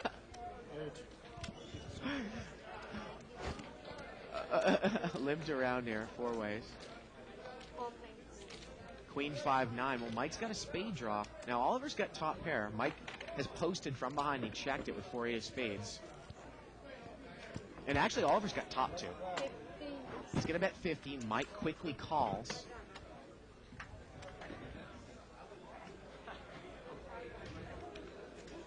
I don't know if Tyler knows it's on him here in seat 6. I don't think he does, Dave. Tyler, it's on you, buddy. Do something. Yeah, he definitely doesn't know. Hello, hello.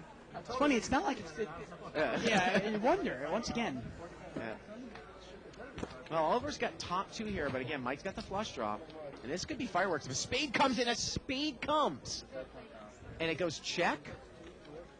And let's see what Mike is going to do here. Now, Oliver is familiar with Mike. Yeah. He definitely is. Mike could easily just represent a spade, even though he doesn't have spades. Definitely. Now, once again, that king also completed Jack 10, by the way. He bets 150 here. I mean, if you start putting Mike on a draw, you can't beat Jack 10, you can't beat spades now. And Oliver calls, and this spot is quickly over $500. Here we go to the river. Oliver needs to fill up. And the river's a nice blank. It's a 3. Check. Catch your white chips, Mike, before you go any farther. Yeah, 35 and white. Yeah, it's 2. 35, 45, 48. And let's see how much Mike's going to bet. He's going to bet 400. Now, wouldn't be surprised if Oliver Jack calls here, Dave. Yeah, I mean, anybody else you wouldn't, but it's Corporation Mike.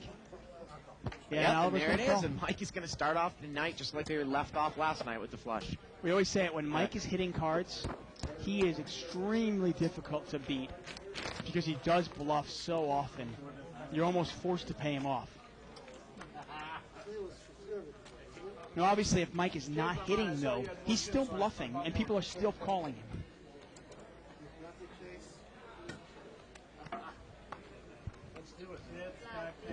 Button's going to move over here to seat 6. And I think Mike is in for 5,000, Dave. Well, he's got this table covered by far, and he's really going to change the entire makeup of this game. I think Mike thrives in a game like this when obviously he can run it over. $1,500 to bring 5,000. I like that. How do you get on that list? It's weird, huh? Queen Jack offsuit here from Mark in seat 5. You don't sign anything? You don't know? How would this go right? Three-way action here. Jack 7-10 here. And look at this. Tony's got top pair and a club draw, and Oliver's got the nut club draw. Tony's going to come out and bet. And the Mark funny thing also is, has top pair. Tony has flopped a big hand, but he is in terrible shape because Mark is ahead of him. And Mark overcalls. And Oliver has the club draw. And Mark overcalls. And the turn's the case jack. Oh, my. Tony checks, gets checked over to Mark, and I think Tony thinks he's slow playing, but Mark's got the best hand here. You look at Tony's hand, it is an absolute monster hand. He's got 3 jacks with the flush draw, and he is almost drawing dead. Mark is going to bet here. He bets 90. And Mark's kicker will play. Now, the only thing that's going to save Tony is that this might get Oliver out. Now, is Tony playing it conservatively, or does he think he's slow playing it? You wonder. I mean, someone could have a jack, obviously. I mean, what did Mark overcall with? And Oliver overcalls the clubs. Oh, my. This is How unbelievable. about the queen of clubs in the river? That would be crazy. Queen of clubs. Come on, Go to the one river. time. Oh, the river's Oh, on four, wow. and Tony fills up with jack 4, and he checked it. Oh, man. And no reason for Mark not to bet this. Yeah. And Mark is going to bet 200 here into about a $400 pot. And if you're Tony, I mean, the only hand you're really scared of is Jack 10, specifically Jack Yeah. 10. I mean, I think you've got to figure there are a lot of cards, hands out there you can beat. I think you have to raise this. No-brainer raise. And don't do one of those little mini raises. No, he's just going to call. Are you kidding me? He just called. He just called? He just called. Oh, it's sick. Wow. Now, obviously, there were a lot of cards. They Yeah. all said the 4 came to beat him, but there were other cards that Well, could have beat I him. guess that answers my question that if Tony was playing that a little bit conservatively, Dave. Because he just checked call the river. I have no problem with the check call on the river, but I mean the check call. But on the river, you fill up, and you're not going to put money in the pot. Yeah. What are you scared of? The only hand that beats you is Jack 7 Or Jack 10. or Jack 10. Well, you wouldn't put him on Jack 7 because he limped in voluntarily, right? Okay, so Jack 10 is a definite possibility. So out of all the hands that he could possibly have, Jack 9, Jack 8, Jack Queen, King Jack, Ace Jack, how do you not raise? Pocket kings here for Oliver in seat 8. And Mike is straddled here. What a And might surprise. Oliver just limp in here? Might he just try to play the trap here? He knows Mike's game pretty well. I was raising 200, man, but now I can just call. And Oliver does just limp in here, Dave. This is what the thing when Mike comes to the game. Definitely. Now that's the problem, though. And Mike checks. Mike, once in a while, will take that. And will Oliver bust if Mike hits 2 pair here? Well, I don't How think about top set? He doesn't have to worry about it. And he's going to come out and bet here. Funny enough, I actually might check that to Mike. I know we're not huge fans of slow playing, but You never know, though. Sometimes by betting into Mike, that induces him to raise. But sometimes Michael, if he just won money off you, sometimes he kind of lays off for a second. He doesn't want to make it look like he's just picking on one guy. I do a little bet of queen 2 pair and then So I have a new least favorite state, by the way, and I hope I don't offend anybody. least but- favorite state? Yeah, What's that? Connecticut. Why? Unbelievable the stuff they come up with. You know the Connecticut board, the sports board in Connecticut, came up with a rule where high school football games, if a team wins by more than 50 points, it's considered unsportsmanlike conduct now. And the coach of the winning team will be suspended for the one game, the next game. Is that the most ridiculous thing in the world? Hey, let's not hurt anybody's feelings. Don't beat him by a lot. That's crazy. Mark is raised with pocket 9s, it looks like. I'm the only one who gambled with you with this hand. He only made it 30, and Mike is called with ace rag here. I'm the only one who would gamble with this hand. I'm gambling. And here we go. How about a 9-3-3 flop? Well, ace do save. Mike outflops him. Mark is going to bet here. Let's see, is Mike going to check raise this or just call? And the funny thing is that if you're a normal player, ace 3 is not a big enough hand to check raise here. But if you're Mike, you can check raise because you might get a non-ace to call here, right? And he check raises 500. He's going to put Mark all in. And this is nobody else would even think about it with pocket 9s. And look at this, Mark's going to call. And Mike's got Mark. Unbelievable. It's unbelievable how Mike gets paid off. Nobody else gets paid off with spade draws. Turns a deuce. Mark needs a 9 and a 9 only, and it does not come. And right away, Mike is in the game for, 6 Yeah. minutes, and he's already pretty much up, $1,500 already? Unbelievable. I don't have it yet. And that's part of the reason why Mike can take those kind of like negative EV long shots, is because he gets paid off. Well, again, it's not profitable to call with ace 3, but the way he plays, I think it is, because, again, you're going to get a call. If you check raise with ace 3, you'll get a call from someone that doesn't have an ace. They won't call me if they don't have an ace. No, if you have ace 3 there, Right. and you check raise, if he calls you, you're beat. Right. So there's no value to check raise. Right. We always talk about ace rag being a hand where you're going to win a small pot or lose a big one. Well, Mike just throws it out the window because he's always bluffing. But once again, if he's catching cards, though, he's dangerous. And Mark is going to lock up. He's going to come back here. Button moves over to Roeder in seat 9. Email here from Sam. He says, the one person that I like to watch on the show is Corporation Mike. That guy changes the game completely. You never know what he has. Mike adds so much action to the game, and therefore variance to every player at the table. It's so fun to watch. I mean, you talk about that rating system where you rate the players. Give me 20 minutes, and let's see if we can rate them again. Go ahead and email us, actually, with what you think the rating should be. Chips. And we got a raise out of Tyler. He raised it up with pocket 10s. Mike is going to call it the old deuce 5 of spades. Al is going to call it 4 or 5 of diamonds.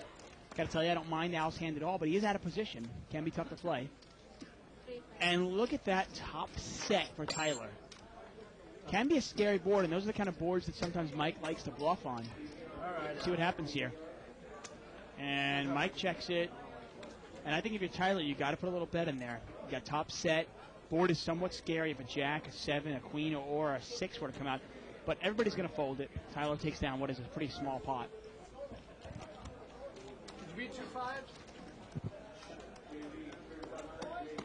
Never flop a set. Mike asks him if he can beat 2 5s. Well, he could beat 2 5s, and he could beat 2 5.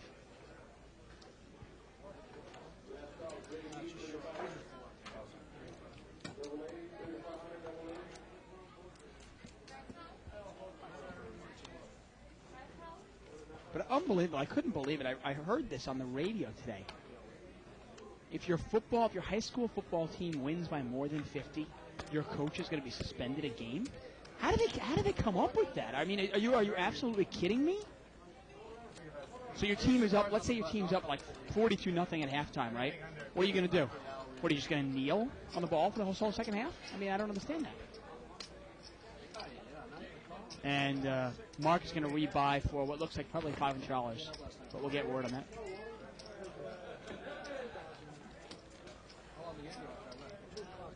Eight, 4 deuce rainbow. You got ace king there for Tyler.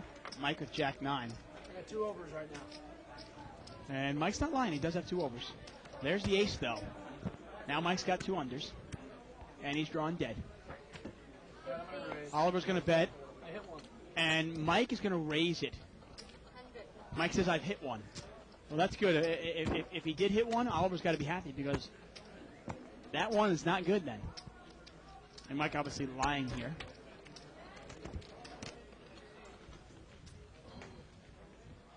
And I got to tell you, you might check this, induce a bluff. The odds of him having an ace are real slim because you've got 1.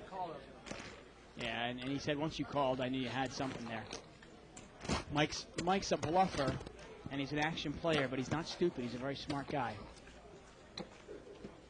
And some people can say, well, why don't you bet the ace-king? Well, what can you get called by, really? Mike didn't bet the flop.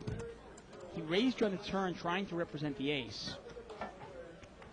And now another ace comes out, which would mean that he has the case ace.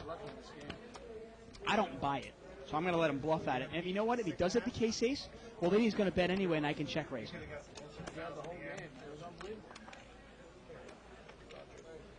Ace queen now for Oliver in seat number 8. Mike with a 10-9 offsuit. And seat 1 is still open. I'm kind of hankering to get back in there. Mike's going to make it $80 to go. And Oliver's going to give him some action. And we're going to see this heads up between Oliver and Mike. Again. And the flop is 3-4-5. Both players miss. Oliver's still in the lead, but hard for him to know it, and he's out of position. You know Mike's going to make the continuation bet here, and he does. 125, and he takes it down. Mike got a flop there.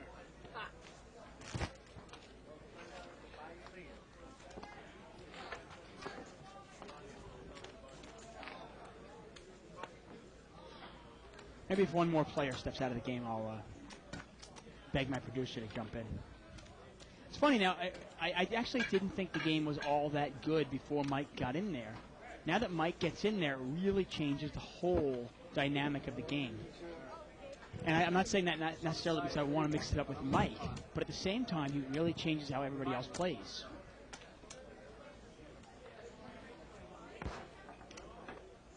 home, try to figure out for your own sake here. Figure out.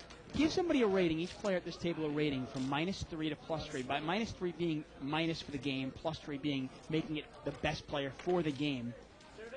And give us what your ratings are. Email us at live@thebike.com. Let us know what you think. I do worse in the 5-10 game. 35. The results are worse in the 5-10 game. And Rotor's going to bet $35 here with top pair. He's got the King of Hearts as well. Than the 10-20 and 20-40. Now, Tony's got the hands where if you're going to bluff, now Tony's not going to do this. He's going to throw it away. But if you were going to bluff, well, actually, Tony's in there with ace hearts. A lot of cards you can represent now. If you put Rotor on a 10, you can maybe represent a queen comes off, you've got a straight. If a heart comes off, you can represent hearts because you have the ace of hearts in your hands. Well, it's going to get checked around to Robert here again, and it looks like he's going to bet again with King 10, and that looks like it's 125. 120. And yeah, and Tony's going to get away from it. But you see how that kind of board there. Think of all the cards you can represent. Is Oliver going to continue to check call here with a Just an open-ended straight draw with two hearts Is out he there. going to represent hearts? And that's the other thing. Well, he can definitely do that. Now, in this case, though, he does not have a heart in his hand, so it's more difficult. And look at that. The jack is good. Oh, no. Oh, yeah, right. Yeah, he made the top pair there. Yeah. Wow. And he takes it down. Yep.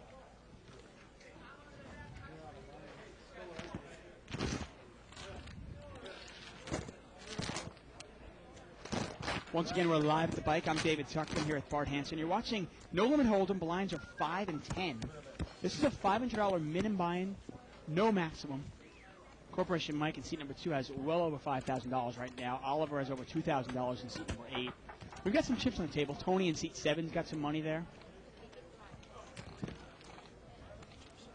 And we are playing short here, Dave, it looks like. Well, this is like the fourth table. We've got like 4 or $500 tables going we do. right now. The action is crazy here right now because of the tournaments. Pocket 9s here for Robert Rotor. And he's going to raise it up here. He makes it 40, and that's kind of a smallish raise. Mike easily calls with 7-8 offsuit. Mike's going to call anything even resembling connected. Connected card. Yeah, I mean anything that's even close. Al calls. Mark calls with pocket 4s. King Queen suited here for Tyler. Well, it's not a terrible way to play it. Let me throw this at you. If you're going to play pocket 9s that way, right, you're playing it for a set, right? You're kind of naming your price to see the flop. 6-way action here. It's a $240 pot. And there's only 2 overs, actually 3 overs out there for Rotor. Queen 10-5 here with a couple spades. Now, Oliver's got a flush draw here. Tyler's picked up top pair, and Tyler's going to bet right out here. He bets 50. 150. Now, if you're ever Oliver, do you ever just throw 7-8 of spades away with 4 people behind you, Dave? I mean, he makes a quick call here. Yeah, I mean, it's a strong bet by Tyler. I mean, he's got King Queen. I mean, you almost might want to play that a little more cautious, but he throws money right in the pot. He wants to see where he's at. Well, I'm saying Oliver. I mean, you make the quick call there. I might just throw 7-8 of spades away there with 4 people hot behind me. It's a kind of a dryish, small flush draw. Yeah. Nothing else working.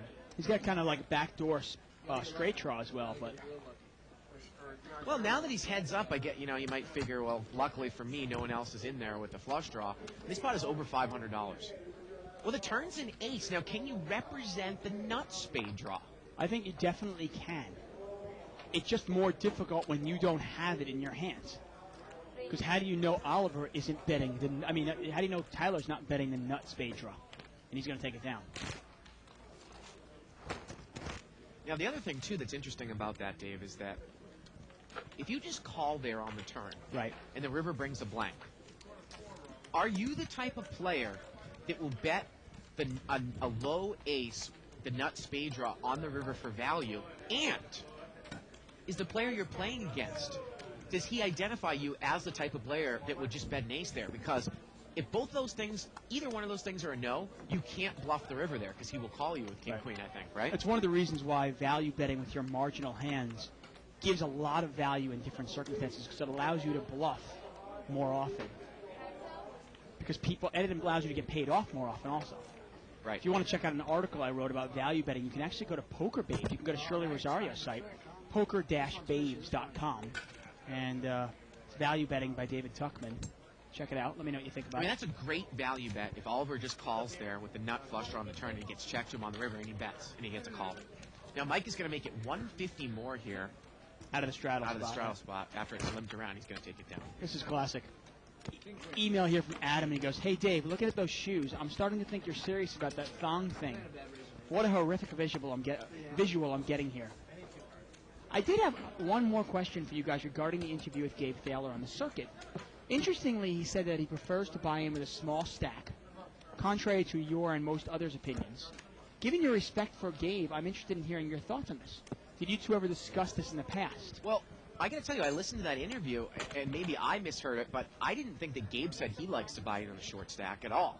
He usually plays with the big stack whenever we've seen him, right? Like you said, he played. Yeah, but I mean, he'll change it up depending on the game he Right. plays.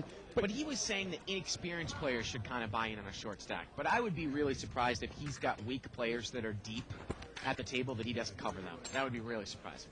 It would be. I mean, Yeah. I will say, I mean, he might buy in for a short stack, but I'll tell you one thing: if he doubles up once or twice, he's in a great spot where he knows how to play deep stack also. Look at this flop here for Oliver. Mike is going to bet in with an open-ended straight draw, and Oliver has got an open-ended straight flush draw with a pair. And That's he calls. huge. He's huge. And Robert Roeder's going to overcall with Queen 9. I mean, if Oliver somehow loses his hand, Yeah. it'll be unbelievable. Oh, and it goes checked around. Checked around, and the river's a deuce. Well, the 6 is good anyways. I'm not going to bluff at it, man. Well, Six. wow. Look Boy, at that. He played Look that at that. passively. I mean, you got to wonder when you look at those cards. Yeah. They're going to be like, wow, you didn't raise that? Or didn't show any more strength than that. I mean, you got a pair and a straight open-ended straight Open-ended flush straight draw. flush draw. Yeah. Man, I That's mean, amazing. against two red aces, you are an enormous favorite. Huge favorite. More like 75-25, right? Yeah, so, I mean, I'm trying to think how many outs you have there. I mean, Against 6, a 5, yeah, you got against 5 the red outs there. overpair. 9 flush outs, 20 outs. 6 more open-ended straight outs, and then of course 5 more outs to the 2 pair and to trips. 20 outs with Yeah. 2 cards to come. Huge favorite. Look at that, almost $20,000 on the table now. Mike's got them all covered with almost $7,000.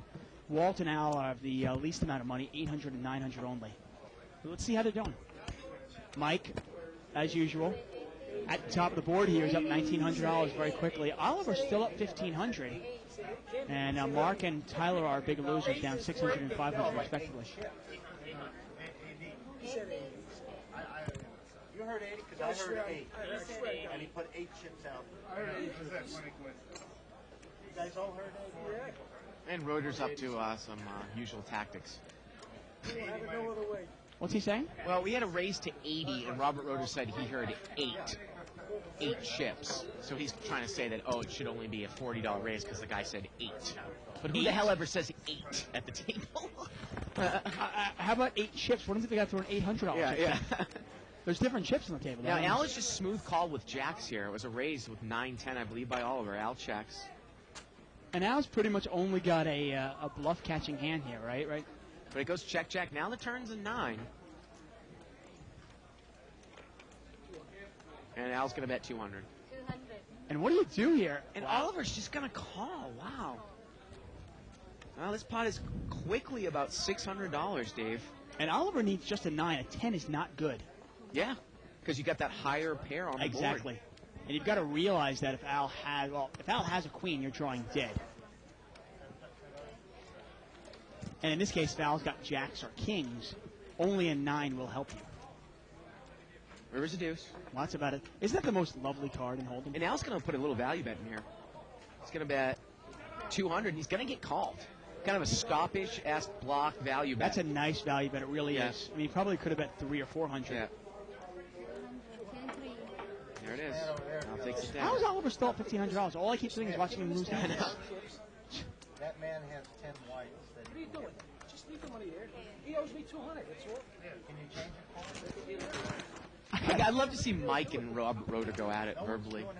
I just love listening to Philly Al, man. I got to tell you. I mean, being from the East Coast, he Yeah. just, it's like music to my ears. Well, you gotta give me, you gotta give You me have to 2. give him his 200. I think that's it. If you're going to do it, do it. He's just making change. You're obligated to give him his 200.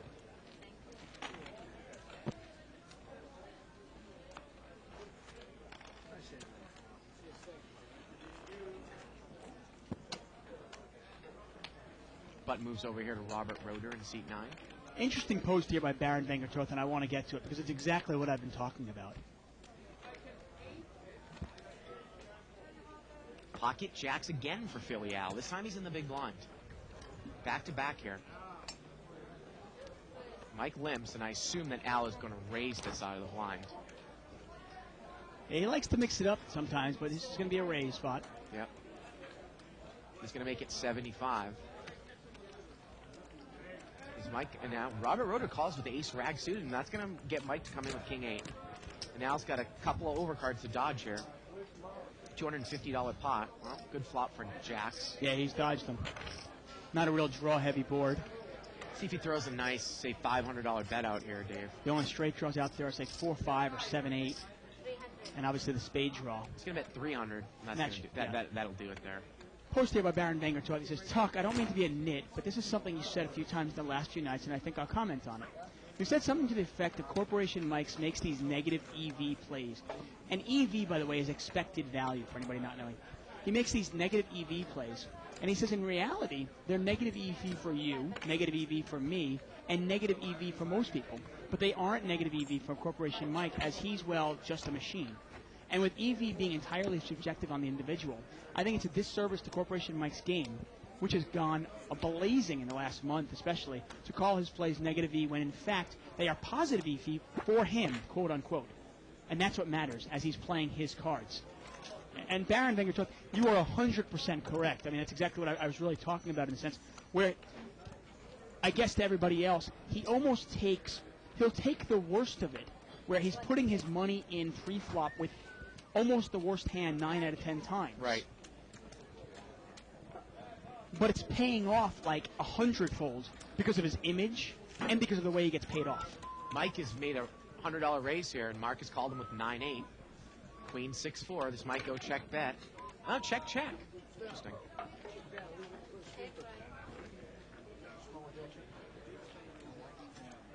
Turns a deuce. It's a third heart. And now Mark is going to come out and bet here.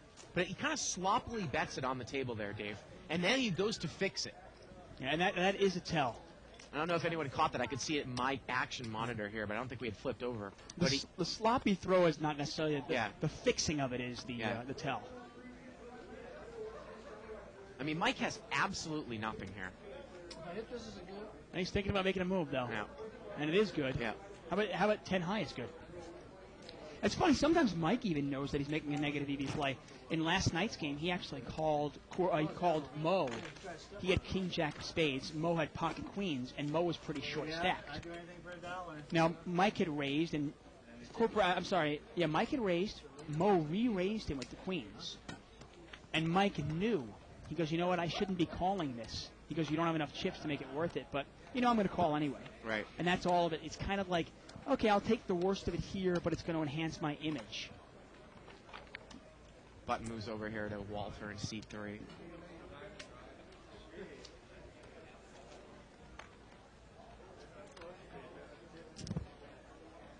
Mike is going to make it 55 to go here with ace-6 offsuit and cutoff.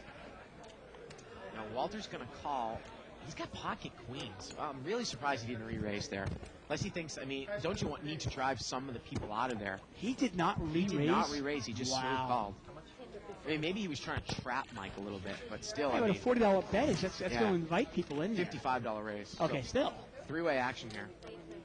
Well, 8-7-6. That's not a great flop for queens. No, it's not at all. He also does not have the queen of spades in his hand. Well, Mike is going to bet 100 here with ace-6. I guess Oliver, he's going to raise here, right? You mean Walt? Walt, yeah. I would assume so. The problem is, can Walt raise this without pot committing himself? No, he can't. No, he makes it 300. Oliver quickly throws away his ace-3. Makes it 200 more. Now, I'm not sure if Mike is familiar with Walt's game, but I think they played way back in the day, Dave. Okay. When this show first started going on. Well, obviously, Mike's game has grown somewhat since his beginning playing days. It's funny. One of the first times we saw Mike on the show, I was kind of, whatever you would call it, tooling around, jerking around the archives last night, looking at them, sifting through them, and Mike was on the table with Greg Raymer. when we did that show. That was last February. If anyone has a subscription to the archives, again, you can go to liveatthebike.com, click on the on-demand banner. $14.95 a month gets you access to every show we've ever done. And he was on that show. He was on that tape. And how was his game then? I didn't watch through the whole episode, but I mean, I can imagine. I mean, his game was poor a year ago, wasn't it? I mean, you'd say it was poor. Yeah, he was one of those loose, aggressive tards, you might want to say. He really was. Yeah. He was just, Yeah. you know, yeah, he would raise with any two cards like he does Right. now, but he never knew how to get away from a hand. He wasn't very good at And he reading would other slow players. play his big hands, which never made any sense. He wasn't very good at reading players. Yeah. Anytime Mike bet, he had nothing. Anytime he checked, he had something. Right. Mike is going to raise it up to 50 here. He's got Jack-10 offsuit. Al is just going to smooth call here with ace-queen. A couple ace queens out there. Rhoda's got the ace queen also.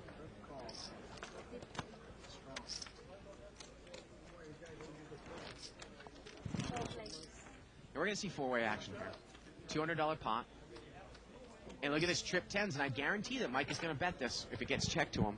And he does. Yep. Now, That you know, is the difference, Dave, right? He won't bet it every time, but now he'll bet it 75% of the time instead of slow playing it. He used to slow play it 75% of the time. And Now Al it's is going to reversed. call him. And now is Tony going to overcall with the king? How about a jack falls off? I got to tell you, if a jack falls off, Al's going broke. oh, not even a question. Not even a question. Talk about reverse implied odds if you hit your straight here. $700 pot to the turn. Well, the turn is a 9. That doesn't do anything for Tony's hand. He still has kings and 10s. Yeah, he might not recognize that, though. He might somehow think 3 pair is better than 2 pair. And Mike is going to bet here again. He said he got everybody on queen jack. He's going to bet 300 here. Now, the funny thing is, I don't know if Mike is actually at a level here where he would recognize the fact that someone might make queen jack here, but I don't know if he would get away from this hand. I mean, if Mike could actually get away from this hand, if someone showed him a lot of heat, that would even bring him up to a new level, wouldn't it? It depends, though. I mean, you say that a lot, oftentimes, but you've got to realize that a lot of players. I don't think Mike should be getting away from his hand very often. I mean, I maybe 1 out of 50 times, because people think he's bluffing, so they will raise him with just a king. Right. We saw last night. Mike had 5-3. The flop was king 3-3 or queen 3-3. Right. And Mo moved all in with king queen. Right. And those are the kind of plays that people make on Mike because they think he's full of shit. Now, Tony here, I mean, Mike has said, I have king 7. That's what he's telling Tony, and Tony's going to get away from it. Well, Tony can't beat king 7. Yeah. He can only tie it. But you understand what I'm saying? Yeah, here? I do. You are apt to make a move on Corporation Mike Right. because you think he might be bluffing.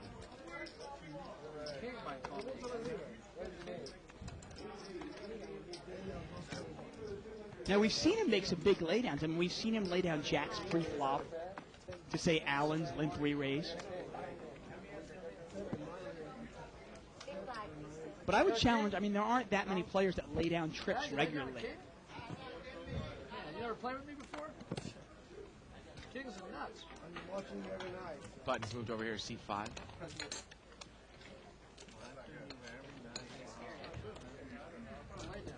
Limp, limp. And just so everybody knows, these official Live at the Bike bluffing shoes, these aren't something I brought in. These are actually a gift from Cheryl, the birthday girl the other week. And I think they're absolutely fantastic. They're not my size, but I would wear them if they were. Hey, you know what? Try anything How about once. your wife, though? Will they fit your wife? My wife's got tiny feet. She's like a 5. Yeah, I thought that was a 5. Nah, she said it was a 7.5. Wow. They fit you? Oh, you got big feet, don't you? Mike is going to bet here as a bluff. He's going to bet 40.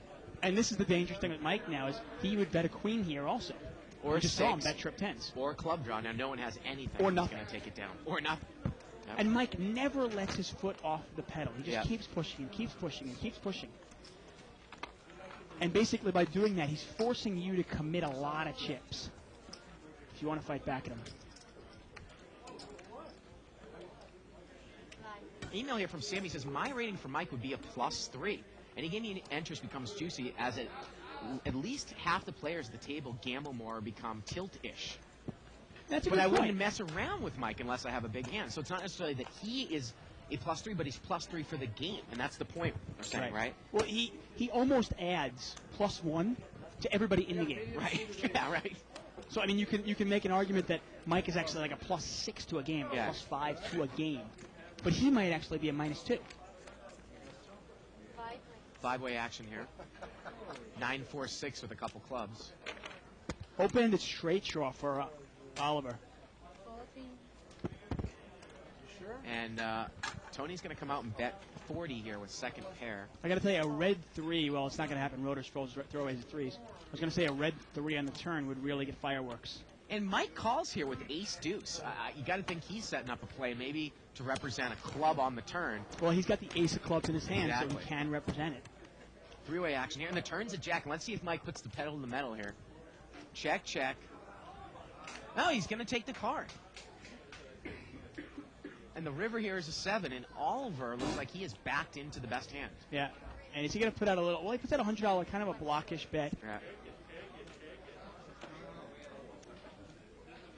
And you know, he might get called by Tony. Really? Probably not, but he might. It's a nice bet by Oliver. It really is. It kind of freezes, it paralyzes Mike. Yeah. He has the best hand. And some people can say, well, don't you want to let him bluff if you have the best hand? Well, it puts you at a tough test, though. Can you really call $300 or $400 with just a 7? Well, here's an email here by Mickey Nygaard. He said, I'd rate a player like Mike as a clear +3. He's one of the players you hate to have at your table simply because you never know where the hell he is and with what he's putting chips into the pot. Well, that would actually be -3. I think maybe that Exactly. guy actually confused it. Yeah, the rating system is actually -3 is The best player in the world. Yeah, it's a player you don't want to play against. Right, you know, right. Phil Ivey's -3. I don't want to play at a table with Phil Ivey. Okay, +3 is, last night Mo X was +3. Right. Player just spewing chips. Right. And I asked you, who is a -3? Do we have any -3s that play in the game? I got ace 7 of hearts. Now, Mike is going to raise it up here. Stan Goldstein might be close to a -3. I don't know if he's ever played on the show before. No, he never played in the show. I just played with him locally. How about obviously. Tommy Huffnagel? Actually, remember Chris Caragulian? Where did he go? What did he play? One hand? Yeah. Stan Goldstein was actually at that final table, by the way. Yeah. Our first Legends World Poker Tour. And when they asked him, I remember when Shauna Hyatt came over, she goes over to him and she goes, tough group of guys, huh? What do you think of the players today? He kind of chuckled and said, I want to play against these guys every day of the week. Yeah. He goes, what, are you kidding me? By the way, a little update. Stan Goldstein actually was playing in the 2040 game last night with Jay Cacciatani and Mike, and the game got somewhat short. And it was pretty much Jay Cacciatani, Stan Goldstein, and one other guy. And Jay went to Phelps. Against Stan. Yeah, he went broke, and Stan took all the money. Yeah. Same size as any. And I saw Jay, and he was just complaining to me about it. He had gotten a couple of really, really bad beats and some cold deck, and ended up losing his total buy-in. Well, Tony is going to raise 150 in Mike's straddle, and Mike immediately calls with 4 or 5 of spades. And Tony C, that is the Cicero kid. Now, I've this seen is- that nickname before. Now, this is not.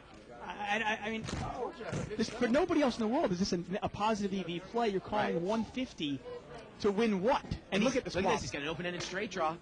But he's still behind. He's still a 2-to-1 dog.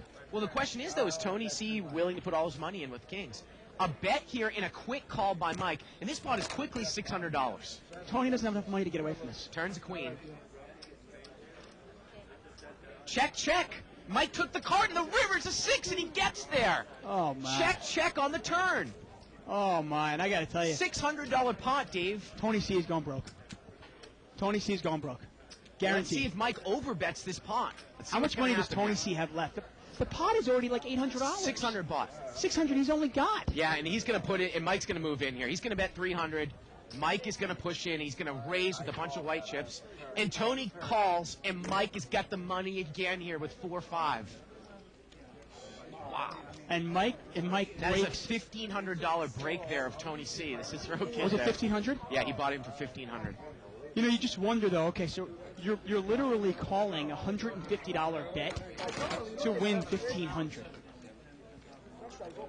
Man, that's really cutting it close, right? I mean, And he's out of there. Tony's- He's out of there. Tony C has to specifically have. That's it. It's out. Come on, Mike, man. Yeah. Dude. But I mean, you have to specifically. I mean, you have to hold. You have to be. You're getting 10 times on your money. You have to hit your hands, and then he has to have king's races. Right. And you know, it's. I mean, I know we sit here and we kind of boost Mike's ego, but at the same time, man, Mike's got to hit these cards. He's got to hit to look like a genius. The flop comes out, say, 5, ace, 3. He makes a move and he doesn't get there. Tony C's going to double up. Forget about it. He's straddling me? Got it, the Cicero kid. And Mike Christo Pete says, last few days, Corporation Mike keeps pump faking his cards toward the muck, then staring at his opponent's face jokingly. The first 10 times were cute. Now she wants to tell him really to quit. Oh, wow, look at this pocket aces here for Tony in seat 7. We got a straddle by Philly out. And this is going to, this gets the game bigger here, obviously. Tony's going to raise now. Mike's got a king-queen offsuit in the small blind. I'm sure he's going to call. And Al's got ace 10 in the straddle spot. 60. That's like a $60 raise. He makes it 3 times. Well, he's been raising small the whole night, dude. Well, it's funny. You wonder if he's even paying attention to the fact that it's a straddle spot. Yeah. And Al's actually in really bad shape here. $180 pot here, going 3 ways. Well, there's a queen now. Is Mike going to get in trouble? Now, this is the kind of hand you wonder now. And Mike's nodding. This is actually a really bad flop for Mike. Yeah, because the king is no good, Dave. Exactly. If your opponent does have aces, yeah, you're in really bad shape. $75 bet here by Mike. And you've got to realize that. Betting about a little under half the size of the pot. And let's see here. And just a smooth call. I actually don't mind that with the aces there. But yeah, it's not a scary board at all. Turns an 8. I mean, there's nothing scary about it at all. Mike bets 200 here. And I think you raise here. I mean, I think you make it 500 to go. And there it is, 500 to go. I love it. Make the move here. Build the pot for yourself. Give Mike a chance to raise it back. You let him fire twice. I call you, we check the river. It's free money. I call you, we check the river. It's free money. Oh, okay. And would Mike have laid it down if he said no? I don't know. I'm just curious. The river's a jack, and aces are going to win. Mike said free money. And it is free money, hey. I just wonder if Mike lays down king queen there. Is Mike leaving, or is he switching seats?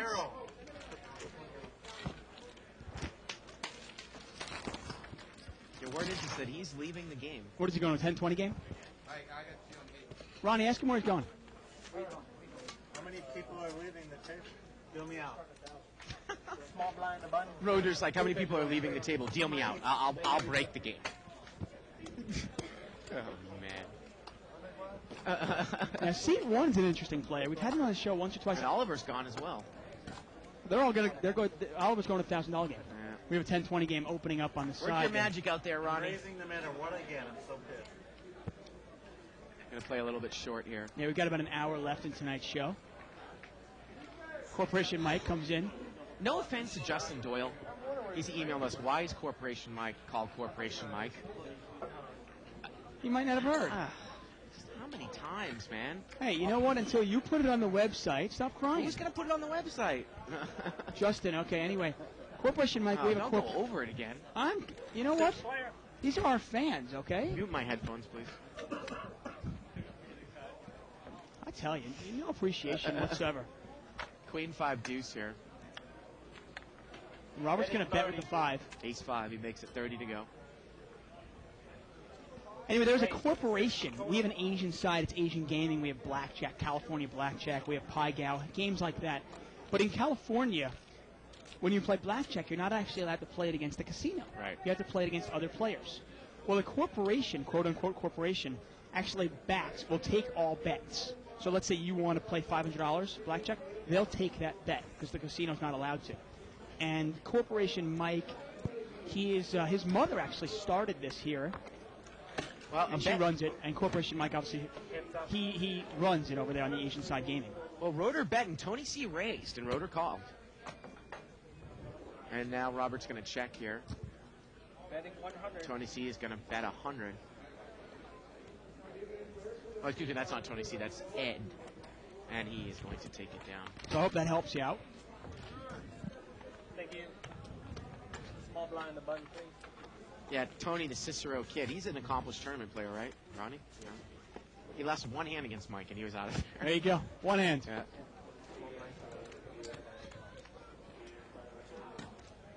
It was kind of surprising. You know, I was surprised he actually didn't bet the turn.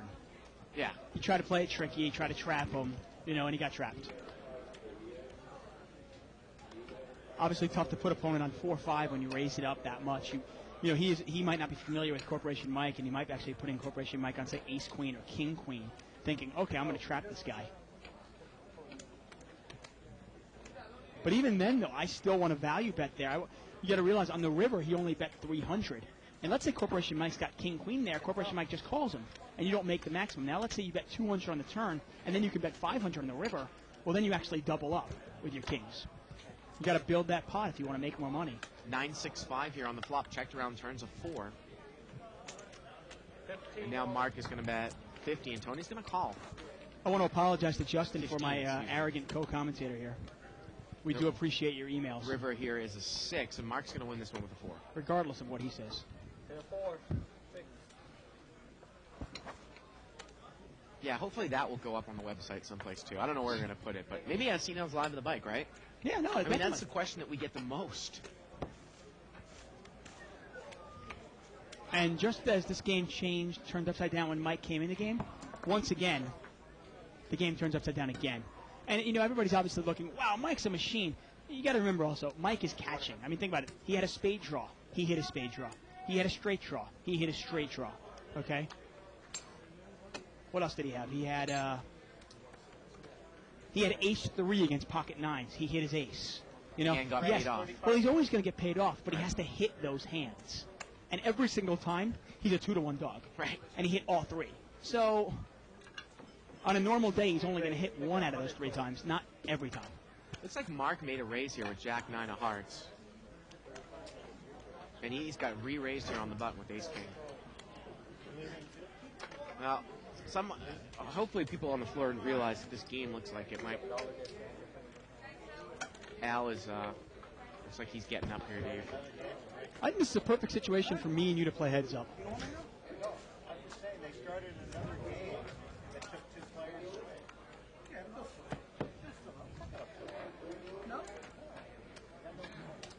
Button moves over here to seat 7. Hey, Ronnie, do me a favor. Put me on the 10-20 game. The board. Button moves over to seat 7, right? Small blinds 5, big blinds 10. Walter is first to act. Pocket aces here for Mark at seat He's under the 5. gun. And Mark must be sitting there going, oh, great, I got pocket aces now, and Mike's not here. He's going to make it 40 to go here, Dave. I mean, that was just hysterical. Go, Mike. I love this. Talk. Go, Mike. Tony C, have a nice day. Please come again. I mean, that was hysterical. One hand, boom, gone. And Ed is called with King 7 of spades, and Ed flops a spade draw. Yeah. Now, Mark's got the ace of spades, and I think he can really push hard with that hand because he has the ace of spades in his hand. $80 bet here by Mark. It looks like Ed is going to check call here. He does. Yeah. Turns an 8. Now Ed's got a straight draw here. Yeah. He can catch He's it. actually double gutted to the 6 and the 10. He's got a 1-card double gutter with spades. Look at that. Yeah. Big draw. Wow. Yeah. Yeah. 6 or 10. And Got a lot Mark, of outs, and you can see he's only a 2-to-1 dog. Mark bets 150, and you think Mark has a pair, one pair here? You could check raise this all in, and I don't know if he can call with just one pair. I got to tell you, I don't like the play at this level. I don't think Mark's going anywhere with aces. Yeah. I don't think there's any fold equity against it. If you think the guy's got aces, Yeah. I mean, if you think he's got ace, obviously, if he's got ace king or ace jack, it's a different story. I mean, you could have had Queen 10 here. Yeah, he could, but at Yeah. in this game, in this level, I just don't think Mark goes in. I think the value in this game is to hit your hand and then get paid off. Well, Ed calls. He's got a big draw. Here we go to the river. And the river's a 5, and that's not going to do it. No. He missed everything. And I got to tell you, I love being aggressive and raising with your draws. And now it looks like he's going to try to bluff some money off here. Yeah, and what are you're representing backdoor hearts? Or a 5. What, you called the whole way with, like, what? Ace 5? I mean, if the 5 was the heart, it would make more sense. Because then Right. maybe you had the spade draw with a 5. And Nah, it's just going to check. I'm surprised that Mark didn't bet again there with aces. Are you kidding me? Yeah, I think you got to bet that. Yeah. Aces? A little gun shy after Mike took him out. That was one of those one-card double gutters, and he had spades, so he had 15 outs there. I mean, I love raising there, but do you really think if seat number 1, if he raises that, do you think Mark's going to fold aces? I don't know. I mean, it depends on the stack sizes, but I think that you might be able to represent a queen 10 there. You definitely. Now, Mark knows me well. I don't know how I'd play it. I could bet there. You know, he might raise, I might call. The turn comes, and I could throw a little stop bet out there, or I could push big on the turn. Yeah. And it's hard for him. It's hard for somebody who's paying attention to the game just to call and commit and play a big pot with aces on that board, don't you think? Yeah, it amazes me, but I see time and time again somebody with aces goes, oh, man, what do you got, queen 10? You got queen 10, don't you? You got queen 10? Well, you know, if you got queen 10, you got me. I call. And I'm going, what? Four-way action here. King 9-10 here with a couple of hearts. You know what I mean? You put the guy in a hand, and then you go, well, if you got it, you got me. And we get a bet here by Walt.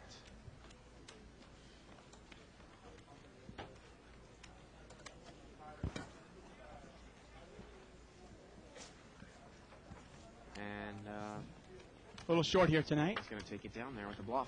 It's funny, Corporation Mike came in the game for about 5 minutes, and notice how the game immediately filled up.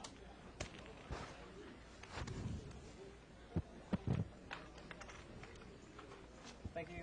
I'll hop in the game if you want. I don't know if they'll let it happen, though. The player, I mean, Roeder might bitch at it. Probably would. Yeah, yeah.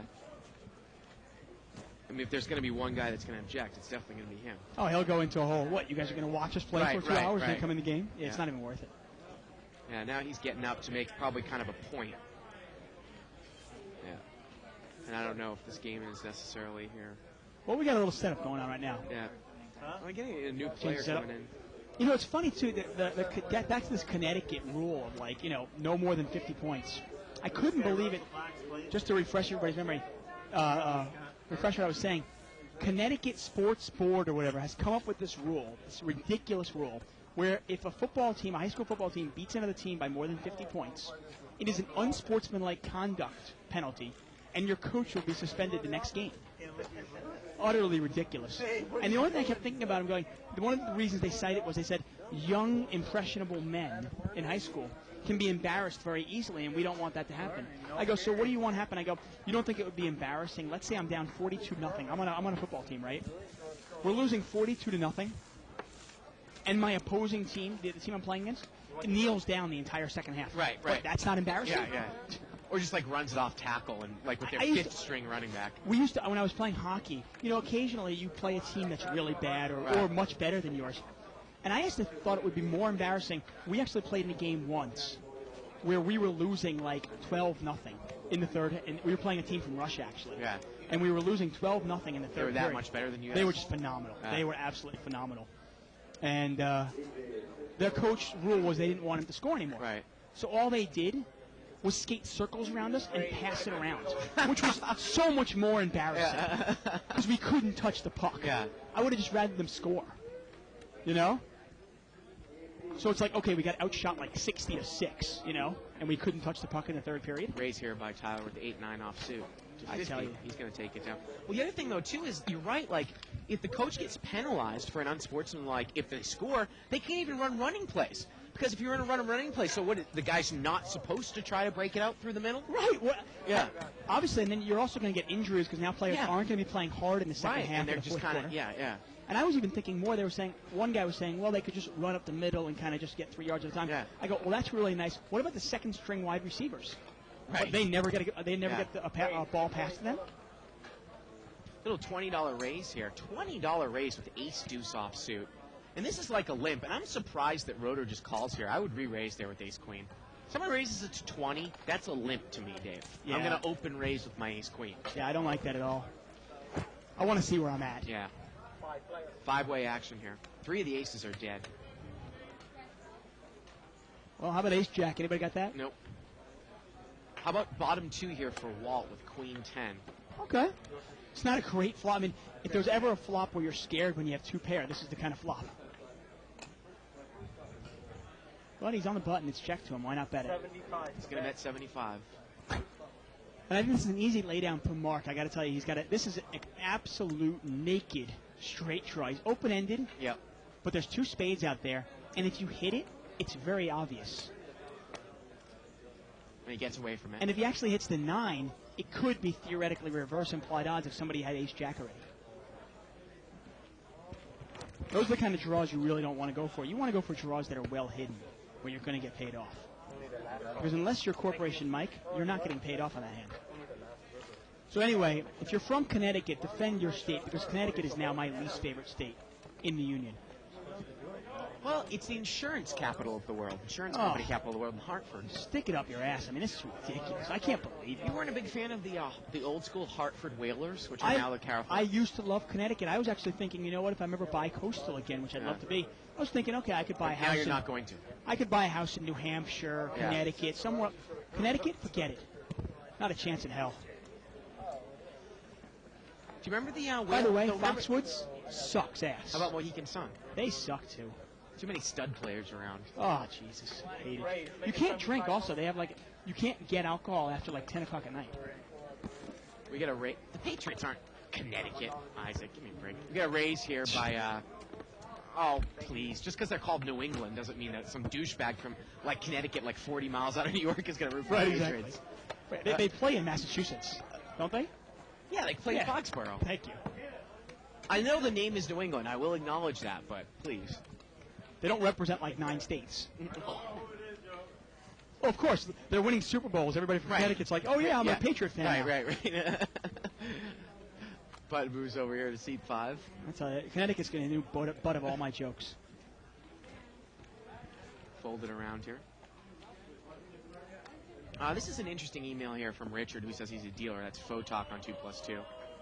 Says, hey, guys, I'm a dealer, which you probably know, but I've never seen the button move past a player that left on the button, like Mike just did. And the small blind is posted on the button, I think is what he means. 2 big blinds posted in front. Does the small blind get to keep the button then? Or does the first big blind skip his small blind the next hand, and the second big blind gets the small blind the next hand? Ooh. Well, yeah, the small blind gets the button the next hand. Exactly. I'll tell you about a peculiar situation I once had, Dave. That was a mouthful. And, yeah, but if someone leaves on their button, you will get a small blind on the button. Yeah. You get 2 big blinds. But you cannot get the button without paying your small blind and your big blind. Everybody has to pay a small blind and a big blind. Right. And obviously the button has to continue moving. It's not like a tournament where it freezes ever. How about this? This is what happened to me one time. I was in the big blind, and the small blind... No, excuse me. I was under the gun. The small blind and the big blind both took their blinds, and then the next hand they both left. So I was big blind on the button, and then the next hand I was small blind to the right of the button. Really? Yeah. Isn't that peculiar? It's quite peculiar. Yeah. Being the small blind next to the button. We got a Sounds raise like something here. they do in Connecticut. Ed is straddled here, and he's going to raise it to 80 with king queen off suit. Mark is going to call with the good old big lick suited. Tyler's got a little suited connector. He makes the call. 3 player. Roto-Rooter is out of there. 3-way action here. $240 pot. Well, that's a pretty good flop for king queen, even though he doesn't have a pair. He's got queen of clubs also, which, it's just backdoor clubs also. But he checked it, and everybody checked. Well, the turn now is a 6. Well, Mark and Tyler make a pair, but now you've got a flush draw, overcards, and the straight draw. Betting 175. Mark's going to bet 175 here. And Ed just doesn't want to put any money in this pot. Now what is he just going to check and call with this huge draw? And if he misses, he's just going to let it go? Well, the answer is yes. He's got the queen of clubs in this And hand. that's not poker I like to play. Well, he did the check call thing before with Mark. Yeah. And the river here is a king. He backed into a pair. His hand is real big, and he's just going to check it down. Yeah. And there is no way, if you're Mark there, that you think your hand is good. I mean, if he wants to give up, he can give up. But if he wants to represent clubs, he didn't bet the flop, so it's a little bit of a peculiar hand.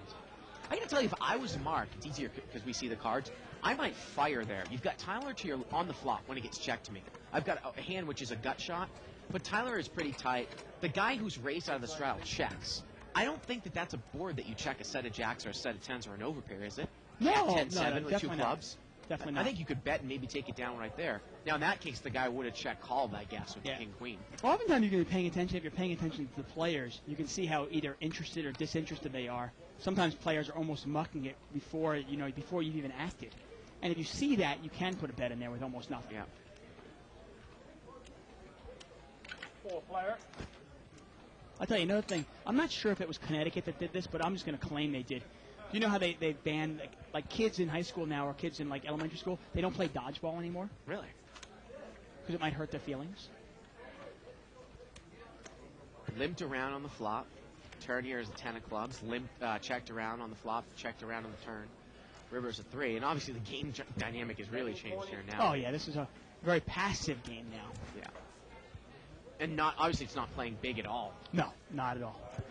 I mean, this is the kind of game where you could grind it out for 4 or 5 hours and make a couple $100. And you have to be happy doing that. And obviously, we always talk about an hourly rate. You've got to really determine what kind of game are you playing in on a regular basis. Small blind, big blind.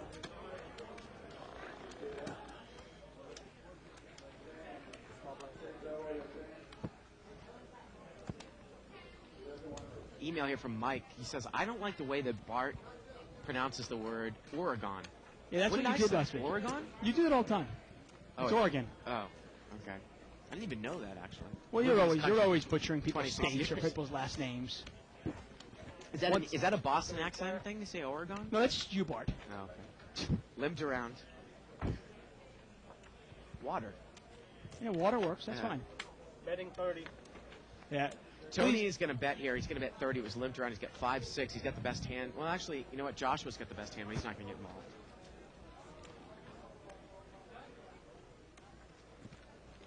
Mike from Hillsboro, Oregon. Yeah. Mike, don't take it personal, man. It's really. Have you ever been to Portland before? I have. Yes, I have. I have been there. Yes. Seems like I ask you all these questions. They're like, oh yeah, I have been. Well, Have you been to Detroit before? I have been to Detroit. It's one of those things where I'm like, have I been there? Oh yeah, I was there for like 3 days, like 12 years ago. Have you been to Victoria, British Columbia, or Vancouver? Yes. Both places. You've been to the island of Victoria before. It's an island, right? Yes, I've been there. I was there when I was 13 years old. I I've got to think about these think things. No, I've got to think about these things. Why would I? There's nothing about lying about that. I can care less. I'm trying to remember if I was there or not. I went on a cross-country trip when I was 13 years old with my parents, okay? One of the most miserable 6 weeks of my life, okay? Don't ever do it. We went to a lot of states and a lot of places, okay? Most of the trip I blacked out from my memory. Tyler straddled it. He raises out of the straddle, and he takes it down. I went on a cross-country trip, too, when I was 12, and we went Transcontinental Railroad from Toronto over to Winnipeg. We didn't make it over to British Columbia. And we went up to Calgary and Banff and Lake Louise. and Yeah, Banff. exactly. That's what. And then we have a lot of Canadian. You name a viewers out place, though, and I'm going, I don't remember. I'm trying to remember if I've been there or not when I was a young there. Been kid. to the West Edmonton Mall? No, I don't think I've been to the West Edmonton Mall, but I've No, been it to was. Edmonton. It was the biggest mall before the Mall of America opened. Like at that time, it was the biggest mall in the world. I think we missed that. Really? And my dad is like Chevy Chase. He's like, hey, let's go 600 miles out of the way. This is the biggest ball of mud. But,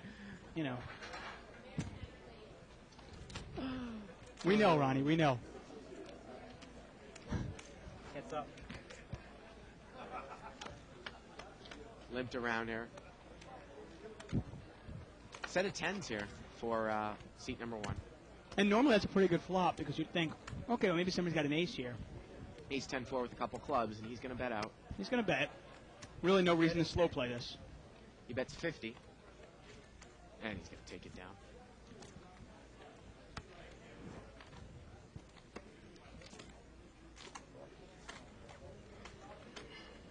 I've been to Utah. I have been to Utah. I actually was coaching a hockey team, and I went to Salt Lake. And I was there for about a week.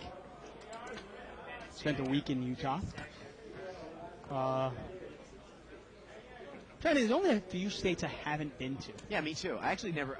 Now I've never been to Alaska, I've been to Alaska. I went for a nice trip. but I've been with to my dad Hawaii. there. Some of the states, the actual states I haven't been to are like the southern states, like maybe 5 or 10 of the southern states, like Arkansas. Have you been there? Well, growing up a hockey player, Yeah. we traveled, and literally our hockey season would start in like late September and go through late March. Right. And we would go away every other weekend Ah. to, Chicago, Detroit, Cleveland, sometimes even like as far as Denver, and places like that.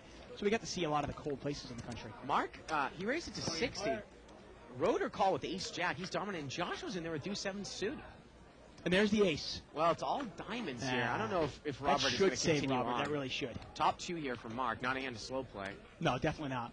But he's in great shape. You It's a can see $180 pot. what an overwhelming favorite he is.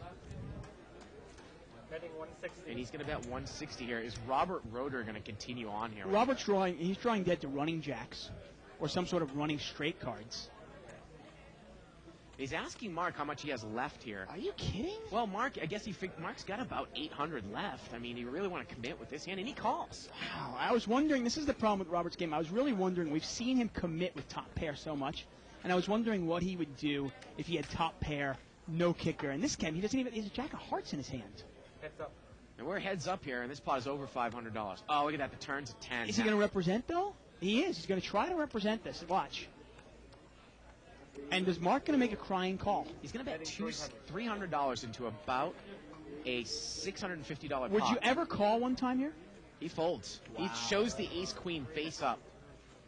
And Rotor takes it down. I guess Rotor Look was at that thinking. wry smile with that mustache. I mean, you wonder if Rotor was thinking that. Maybe I can represent the diamond here. Yeah. Obviously, a tough spot for Mark to continue. Anyway, one thing I will recommend to anybody: go to Alaska. I tell you, man, go there. It is absolutely fabulous. I went there with my dad, kind of just us. We left our wives home, and it was one of the most amazing trips I've ever had in my life. Went fishing, hiking. Go. So cool. And if you have a anybody son, can send us, go. Anyone who has access to those halibut fish and chips, they can send it to Bart and Dave here at Live the So Bike. good, man. I tell you. Alaskan viewers. That was actually my horror story. I told you we brought home about 100 pounds of halibut. Yeah. We went through about a third of it. And then Melissa, by accident, she was trying to change the temperature in the fridge, and she turned the freezer off. Oh, no. All the halibut melted.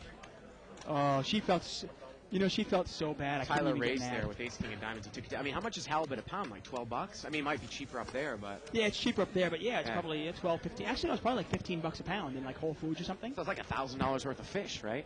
It's 75 pounds probably we Yeah. had left. Yeah, it was a lot of money, but more Now, importantly, how it did was you, the what did fish you I caught. buy it for? Oh, it was all stuff you caught. It's all fish we caught. We chartered a boat, went out there. Oh. My dad caught a couple of fish. I caught a couple of fish. You guys and know they- how to gut it and bone it Well, correctly? they did it for us. Oh, cool. When you charter a boat, they do it, and they fillet Yeah. it for you, Oh, and then they wow. freeze pack it and mail it right out to your house. And it's just as good as buying it from a store or a grocery store. Oh, it's 100 times better Yeah. because you catch it, and 2 hours later, Yeah. it's freeze packed and sent out to you. It's unbelievable. $50 raise here by Tyler with pocket sixes. Halibut can run real big in Alaska. It's No, funny, in California, you can catch halibut in like Northern California. And Northern California halibut run like 40 pounds, 35 pounds. But when you go up to Alaska, the halibut up there, they can go up to 150, 200 pounds. So do you have to catch them kind of like tuna, where you strap yourself into with a rod into like a little thing where you have to? Yeah, it's get not. up? You've got a seed, and yeah, you've Yeah. got the whole thing. They don't really fight much. They're not like salmon, but at the same time, they're so heavy Yeah. that it can be tough. Actually, we made fun of my dad because my dad caught the first fish of the day that morning, and he was crying like a girl as he was pulling it up, and he pulled up what was about a 35-pound halibut, and we were like, "Oh wow, look at that, look at that!" And the captain kind of laughed, and then later on that day, we had a girl on the boat, and she pulled up like an 80-pound halibut, and my dad was just he felt like he lost his manhood right there. We were all teasing him. I guess it's better to lose your manhood like in that style than like I guess like a John Wayne Bobbitt style, right? Definitely, always, twice on Sunday. That type of manhood. Lives around here 5 ways. Oh man, just thinking about it, I want to go. King, Queen, 10 here. Looks like Joshua's got King 8. Looks like to be the best hand. And Tony here is going to bet out with Ace 10. Betting 45. Bottom pair, straight jaw. $45 bet. Walt's not going to get involved here. I don't think you have to make it. It's one of those Jack 3, once again. You don't really want to get involved with a hand like that. But Tony's going to call. Now, Tony actually was in the game last night. I watched him play last night in a 5-10 game that I jumped in to. Well, the And- turn's an 8, and Joshua makes kings up now. Yeah. And he checked it. And Wow. Tony checks right behind him. How do you check that? River's a deuce. I got to tell you, King 8 there, I'm probably betting and then maybe taking a free showdown, but I'm definitely going to bet it. And Tony's going to bluff at it. No, Josh was betting. He's betting 300. Oh, okay. Kings Thank up. you. I reversed those. And yeah, I think you were a little confused because you can't bet it and take the free No, showdown. You're out of I was position. totally reversed. Yeah. For some reason, I thought Tony had the Yeah. King 8 and Josh had Ace 10. Yeah, exactly. It must be the halibut. You know what else is kind of cool about supposedly Alaskan lore is that if you consummate a child, conceive a child under the northern lights, it's supposedly going to be a special and blessed child. If you consummate him, Yeah, Yeah. If you conceive, you plant your seed. if you plant your seed, exactly, So, my wife and I've often thought of taking my wife up to Alaska in the wintertime when we are ready to have children. So if I take a 2-week vacation or a week vacation from Live at the Bike and I tell you I'm going to Alaska with my wife, you'll know what I'm planning. Your wife and I, your wife and your wife. Your wife and you have nothing. Okay, my wife and you have nothing. I'm worried about Isaac a little bit, but you nothing. Okay, here, take your shoes. Ray, make it 105. That What kind were you of gonna goes back say? to that manhood comment with Isaac with your wife and the night. Exactly. Yeah. Got a raise here by Walter with 8-7. Now Tony, he got King Jack of Diamonds here. Get that little fixed. King Jack of Diamonds. He makes the call. Come on, Ronnie. Get the damn cards in right. And here we go to the flop. 9-3-6. A lot race with Ace-7 here. Oh, easy continuation bet here, isn't it, on the button? This is the kind of table where you're really going to be raising in position, seeing it heads up, let him check to you, take down $40 here. Anytime one of these players really shows strength back at you, just throw it away, unless you got a big hand. Now, Richard has followed up and emailed and said, actually, in live cash games in Vegas, the button will remain where it is. The small and the bigs will always be in front of the button. Well, that Okay. is not how it works in California. But in a tournament, you're right, the button does freeze in a Yes. tournament. So it's obviously not standard. Cash game rules are somewhat loose and rather inconsistent wherever you go, Dave. They really are. It's one of the reasons why if you play on the internet, or if you're just going on vacation somewhere else and you're going to go on a poker trip, you should really check in with the casino that you're playing in for what the rules are in terms of, so you know what a string bet is, so you know what a raise is at 50%, and so forth and so on. Will Sanders says Connecticut may suck, but it's not as bad as Delaware, those losers. See, Delaware, the problem with Delaware is probably, I mean, does anybody even consider Delaware a state? It's the first state, man. It's the first state. When you think of the state, exactly, who cares? What is Delaware? Three-way action here. Although actually, Delaware's got some good whitewater rafting. We'll say that. 10-9-4 with a couple hearts. I have been there. Tony's going to bet out here with Jack 9. I assume he's going to take it down here. And he does. Well, the funny thing about Delaware is that people who live in the northern part of Delaware look down upon people that live in the southern part of Delaware. It's like upstate, downstate. Yeah. Kind of like New York, where people from the south say, "Oh, those goddamn upstate New York people." Hicks. Yeah. Or People from California. up- Everybody in California knows that people in Southern California are cool. People from upstate New York people- actually those don't people even up consider north. themselves really New Yorkers. Yeah. They don't, people go, oh, you're from New York, really? They go, no, I'm not really. Right. It's like, it's funny. I heard the I live story next about to cows. I heard the story about this state trooper in upstate New York pulled over my buddy in college going up to Syracuse. And he's like, you in the upstate, the state. He was like, you damn New Yorkers coming up here. Yeah, exactly. Yeah. Shaking things up. Yeah. Ray, make it 35. Damn total. city folk. Roeder is going to raise it up here out of seat 1. He's got ace king. Email here And, from Richard. 35. Says, hey guys, again I must say your show is hilarious, entertaining, and educational, but don't ever say the word peculiar on air again. Your pronunciation sounds so fairyish. Peculiar? It makes me want to have my ears bitten off. Richard, well, thank you so much for the email. We do appreciate it. Oh, Robert's got ace king here, and he's going to bet. And he's going to take it down. I'll make sure I loosen my thong before I say the word next time.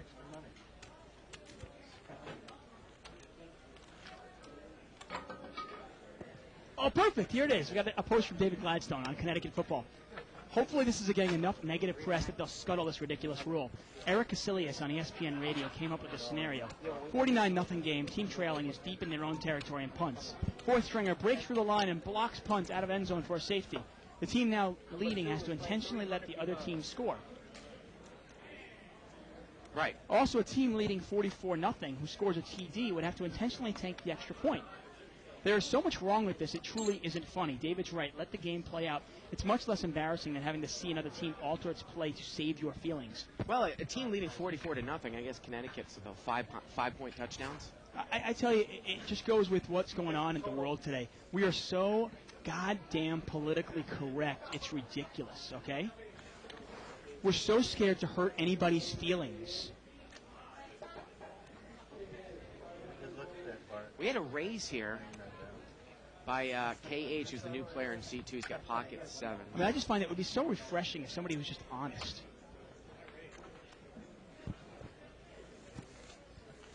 Thank you, Ray. I appreciate that. Ronnie, I don't care what you say.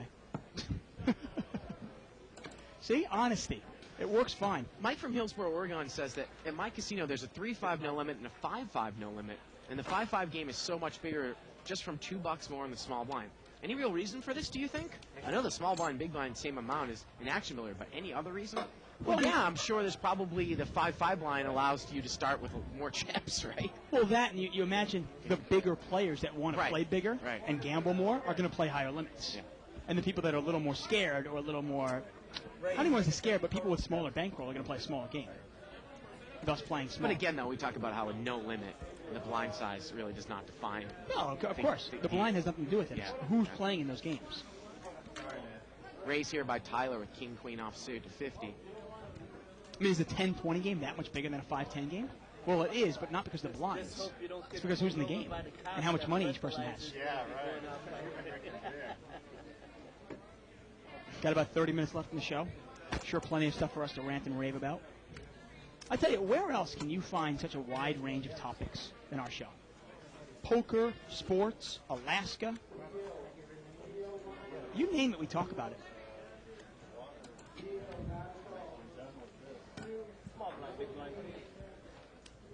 Did you ever read The Old Man in the Sea, speaking of big fish? No, No? missed that one. Sorry. You've heard of the book, though, right? Yes. Okay. I think I was probably assigned it like in junior high or something, and I didn't read it. Is that a book you'd read in junior high? My parents actually read it to me when I was young. Okay. Guy catches a big fish, but then, like, he's got to tow it back in, and it just gets eaten by a shark. And all he has is, like, bones when he comes back in. And Tyler is starting to raise it up, starting to try to be the table captain. Well, why not? Hey, Tyler's adjusting to the table here. It's funny. Tyler made that play earlier on with King, Queen of Hearts, and everybody can look at it and go, oh, what a terrible play. You know what?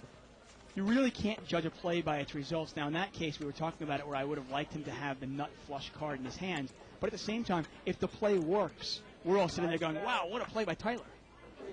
There really is a fine line between looking like a genius and an idiot in this game. By the way, do you know what the definition of idiot is? I just found this out. What? IQ under 30, I think. You mean so it's lower than, like, retarded, which I thought was, like, under 75? I'm pretty sure. I was watching a replay of, like, Who Wants to Be a Millionaire? Something like that. It said, what is it, if you have an IQ of under 30, what are you? It was like, it was the first question. So it was like, number 1, genius. Number 2, a smarty pants. Walt has got pocket aces he's going to raise. Right, exactly. Number 3, David Tuckman, and number 4, an idiot. And look at this. Marcus called. He limped with ace-deuce. He calls the raise. I mean, I guess for Tony, if you're deep, you might be able to do that heads up. But ace-deuce, wow. Three-way action here. Yeah, that's really pushing it here. And Walt checks the aces. 3-4 deuce here. Mark's and got sometimes people, Walt does have the ace of clubs. Sometimes people do this. I see George Georgian do sometimes. He's trying to maybe get a check raise in to drive out draws. Or maybe to just get Mark to commit himself here. Yeah, and Mark looks like he's going to commit himself, and he does. He bets 300. And it's an easy laydown for Tony, obviously. And I assume that Walt is going to check raise him all in. Yeah, and he there it does. is. And And Mark instantly calls. And Mark needs a 5 to chop or a deuce to win, and that's it. Yeah. He's in terrible shape. Turns a club. Now the 5 of clubs isn't even good. And a deuce of clubs is no good.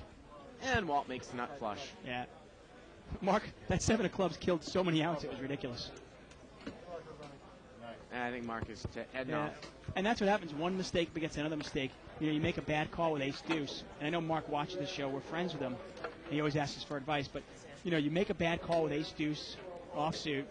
You get a little piece of it. And then you think about it. You go, wow, I lost about $500 with ace deuce offsuit. What the heck was I even in a hand for?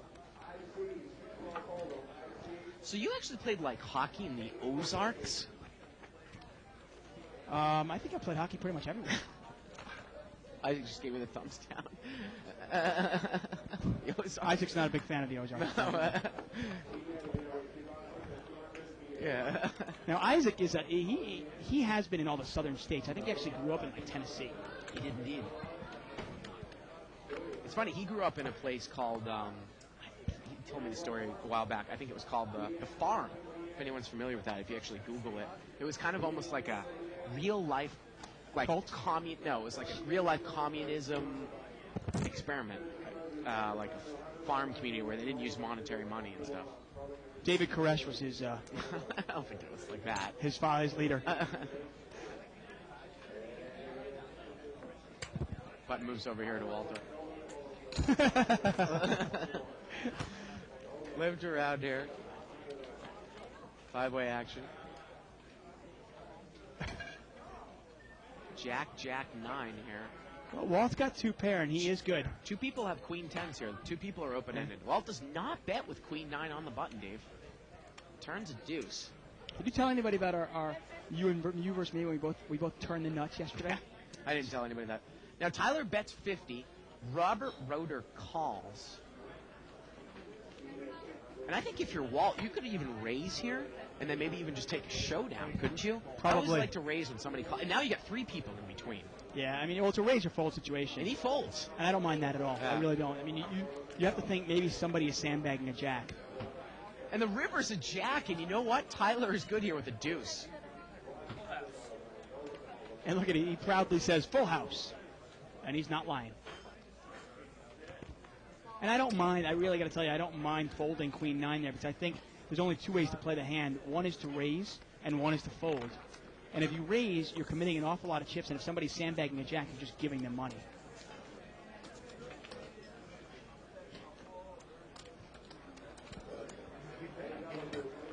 Button moves over here to seat 4. You know, the only reason why I know that story about Delaware here is because EG just emailed me. I was trying to get into this girl's pants when I was like a sophomore in college, and she was from Delaware, so... You know, Southern or northern? No, she was from northern Delaware, but of course she told this boring story, and I had to feign interest. Did it work? Yeah, it was good. Yeah. Who knew that a hot girl would be from Delaware? I would imagine there's at least one hot girl from every state. Yeah. Well, except maybe North Dakota.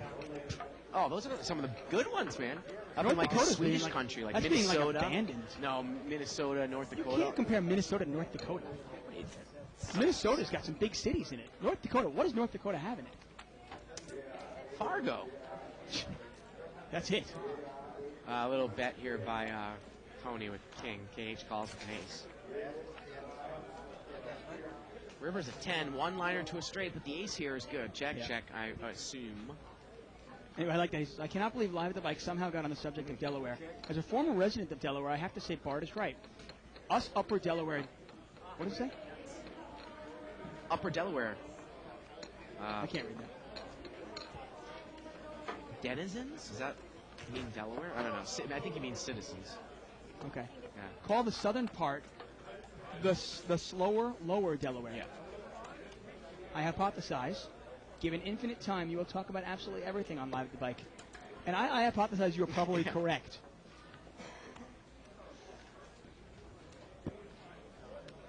Again, tomorrow night we're going to have 10-20 no limit here, $1,000 man. No max. Hey, I'm still, you know what I'm looking for? I'd love somebody to email me again. Remember when I was talking about the Kentucky Derby, and somebody emailed me about getting tickets for the Kentucky Derby? If you could email me again here at liveatthebike.com, that would be really cool. I'm dying for tickets. No, next year.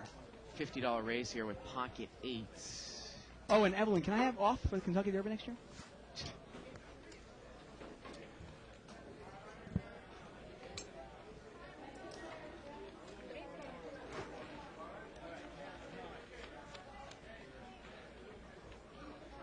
754 here. Overpair for KH, and he's good. Bet 100.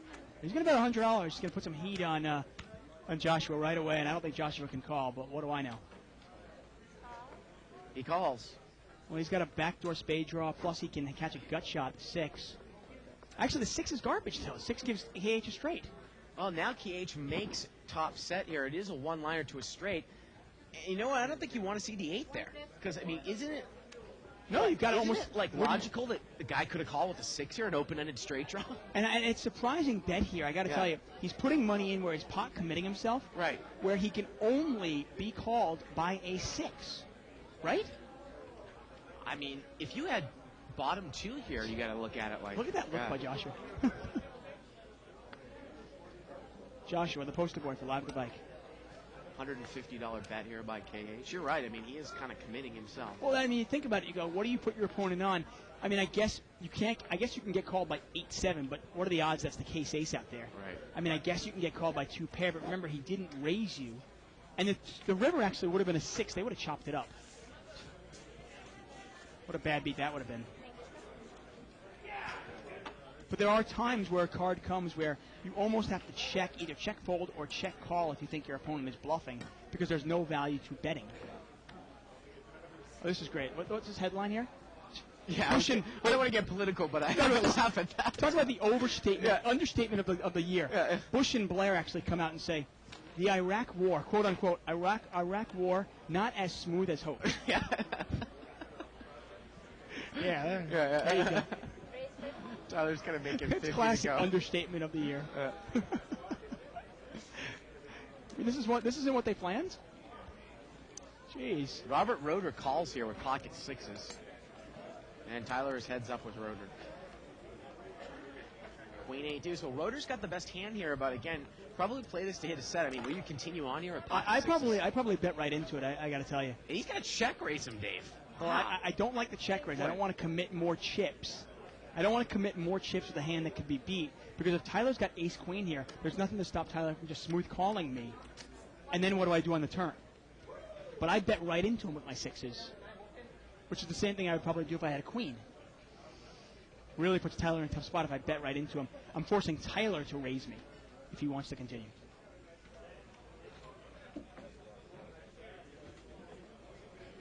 Tyler is out of there. Yeah.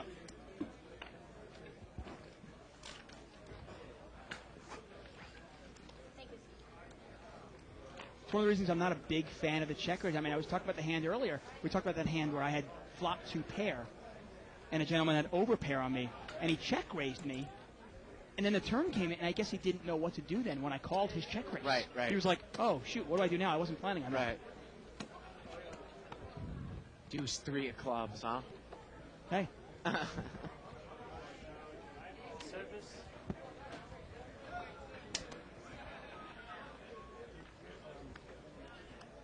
You know, it's funny. We've seen Francois on the show. He really loves to put moves on me, Dave, huh? He does. We were in this game last night where I just went through it. I would have called him with if I had anything, and he committed like a whole bunch of chips. Where Board he was was- actually pot committing himself.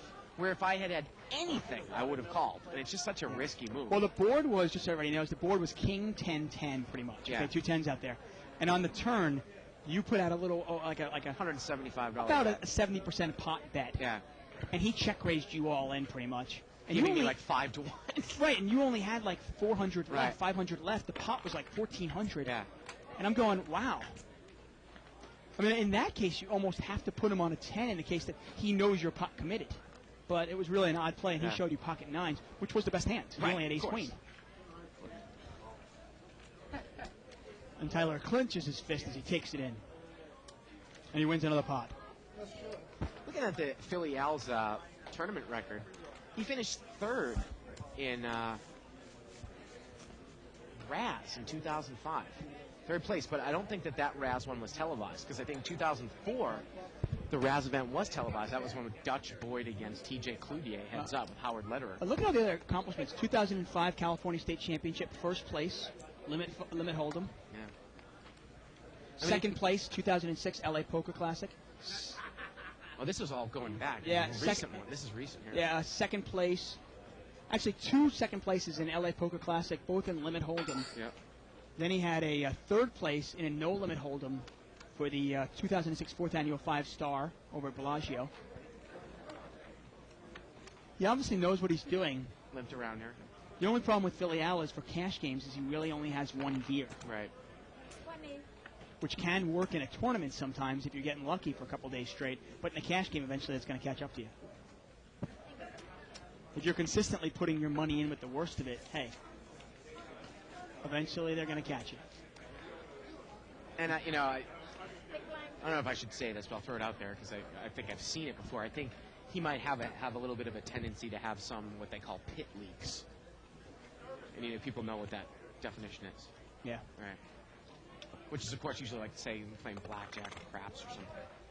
Bleeding your bankroll away with something that's... Something, yeah. A lot of guys do sports betting, too, as well. It's Well, suppose that we've seen him play, like last night he was playing 61-20 heads-up mixed game against Stan Goldstein. Yeah. And I got to tell you, you Yeah. can pick a better Yeah. game. Talk about game selection. You can be a really, really good mixed game player, Yeah. and Stan Goldstein heads up is not where you want to make your money. And sure enough, I think Stan took him for about $1,500. Look at his flop here, 6, 7, 8 of diamonds. Tyler's got the queen of diamonds. Is he going to take a shot at it?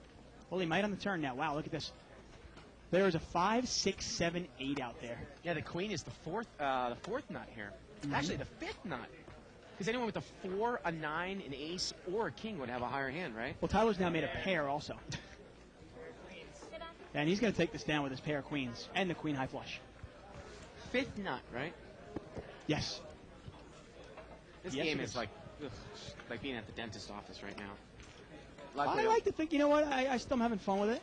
It's a little short at poker, short-handed poker. Kind of game that I actually love playing. Oh, yeah. I love playing a game like this. I feel like I can, it's almost like a risk-free, like $80 an hour you can make. Just by, picking a couple of players to raise against.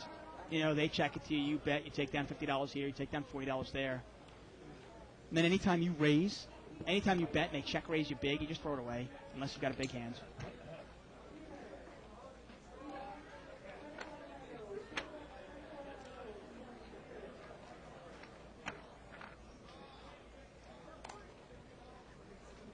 Funny, we got an email here from Brian, Raise 50. and we got a raise here from Tyler with pretty much nothing, and he's playing this kind of like mini raise game. King 6 offsuit. And you see this here. You wonder if he's kind of picking on Rotor. Now Rotor's got sixes again. Well, now is Rotor going to check fold with the ace on board? Yeah, he might, and this is the kind of what you can do. 75. And sure enough, he's Yeah. going to win himself $50 that way. And you're not playing your card; you're just playing the players. Right. Email here says, guys, honestly, how the hell can someone check the turn with pocket kings on a deuce 3-7 X board out of fear? And he's referring to the hand where the Cicero boy Yeah. lost to 4-5 of spades from Mike. And he said, why play poker if you're afraid that the other guy in the hand has you beat? Why not just shoot yourself in the head? Well, that might be a little extreme. I don't know if he was actually checking the turn out of fear. I think he was checking the turn to kind of trap Mike and get paid, which I still think is incorrect. I think he should have bet to build himself a pot, hoping that. And I actually thought it wasn't the deuce 3-7 like queen board or something like that. I would rather bet it, hope Mike's got pocket nines or something like that, and build yourself a pot. Email here from Jason Whitmore. It's a fair email. He says, hey guys, maybe this says something about the games that you guys are commentating on. When there are bigger games, you guys usually stick to the game, and it's always exciting. When you guys commentate on smaller games, you both seem to get bored and start talking about weird shit. Am I off here? Well, I don't think it has anything to do with the size of the game. I No. think it's like the game makeup. Yeah. Uh, And obviously, I mean, as we talk about whatever we're talking about, whether it be football or sports or food or beer or whatever topic we get to, strange path we go down, both of our eyes, all four of them, that is, are on the game. And if something big happens, obviously, like in this case, Tyler's got pocket aces. and And he's, if a big hand were to develop, obviously we're going to immediately go to the game. and that's lovely to straddle here, Dave, and pick up pocket aces, and everybody limps in, and he can make it an easy 125 or 120 to go. I don't think he needs to make it that much in this game. It's so short. I usually make and you know how tight Tyler's played on the full ring. He's really being the Tyler. He's changing gears here. Definitely. He makes it 80 more. Now, my raises will definitely go down when there's Yeah. only 5 players in the game. Because I don't mind one person calling me and I get heads-up play here. Yeah. And you look, he's probably going to pick this up unless Joshua gets a little stubborn. And Joshua's going to get stubborn. He's out of position. Out of position with king 6 of clubs. And he's calling an $80 raise. Pot is quickly $200. Wow, look at that. Club draw and He a is straight draw. He is not in bad shape at all. He has 12 outs to the win here. He checks. Tyler is going to bet. And that 2 red aces can't take a lot of heat on this board. And is he going to check raise? And I hate this play if he check raises. No, he's going to check call. Okay, I hate check raising with a draw out of position. I would rather bet into him with a draw. Well, there's the flush. Well, if he slow plays it, Tyler's got outs. And Tyler's really in bad shape here. He does not have an ace of clubs. He needs an ace, though. Check, check. No. River's a 6. And Joshua's going to put a little value bet in there. And this is sometimes almost, depending on the bet. I don't know if a guy would really bet a jack here, Dave. He's going to bet 325. Going to put Tyler to the test here. Now, Tyler, this is the kind of hand where I was about to say, you want to win a game like this. You really want to nickel and dime to death, them to death. Win 50 here, win 40 here. But now you get involved in the big pot. Just throw it away. Don't even worry about it. I mean, he can beat Jack 10. That's all he can beat, though, Yeah. is Jack 10. I mean, he can beat a missed draw. I mean, he can beat like a just queen. a queen, right? Yeah, I mean, he can beat ace queen. $325 bet, Dave, into about a $500 pot. Pot's about $850, $325 to call. But thank you for the email. What was that email from? This would be an impressive laydown here from Tyler. He really doesn't want to get rid of it here. I want to got priced in. thank Jason for that email. And you probably are right to a degree. Yeah.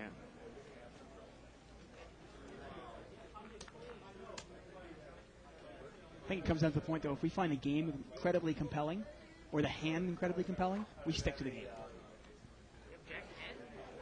He said asking to see you got Jack 10 because that's just about all he can beat, or just a bare queen, right? He can beat ace queen. I mean, he can beat a bluff, and he's going to call him. And, he's probably going to be right, probably half the time.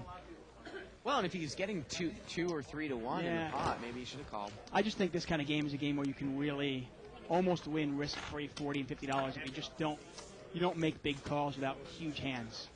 Email here by Freddie Bicknessy says, do you think that West Coast players are looser or more aggressive than East Coast players? I play in Atlantic City, and I find the no-limit game somewhat slower here than what I see on your show. I think, obviously I don't play that much in Atlantic City, but a lot of my friends do, and from what I've heard and from what I've seen, I do think the play is a little faster here, a little more aggressive out in California. Justin Gingrich says, emailed us about definition of idiot. I think idiot, in that case that you were talking about, is actually used as a scientific term with the definition. That's what I mean, yeah. Yeah. Mauricio, email from University of Delaware. There we go. I'm originally from Long Island and now live in Delaware. I also have lived in Connecticut before, and I have to tell you, I will take Delaware over Connecticut anytime. Hey, me too. No sales tax. Bought a huge house for a quarter of the price I would have paid in New York and Connecticut. It's also close enough to New York, Philly, and D.C.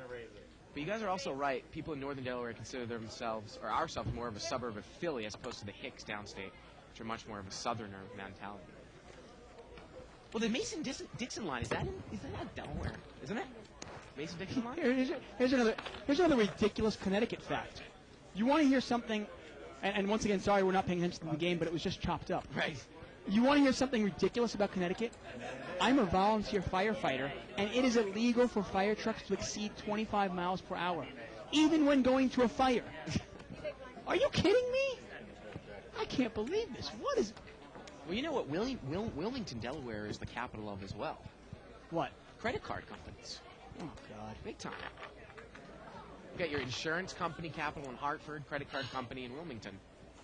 If you ever take a look at any of your credit card statements, they're all from Wilmington, Delaware. Well, that's Delaware. We're talking about Connecticut here. Well, We're talking about the ridiculous thing of Connecticut, though. Delaware, I have no problem with Delaware. They got nice rivers. It's cool. I have no problem with it. Whatever, Delaware. Lived around here. Oh, really? 3 ways. 9-7 deuce with a couple of diamonds.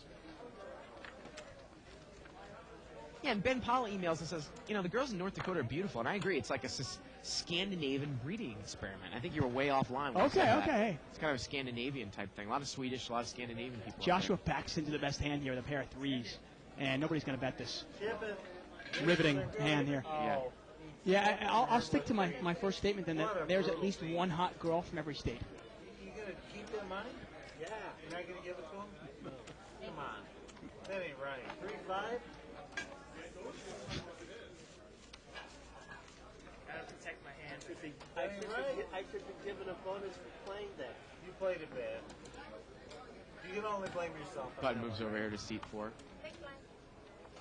Once again, I want to thank everybody for the emails. We got a little chip count here. Yeah. 12,000 on the table. Big one hand. Tony's at the table covered at 2,600. Oliver's also got.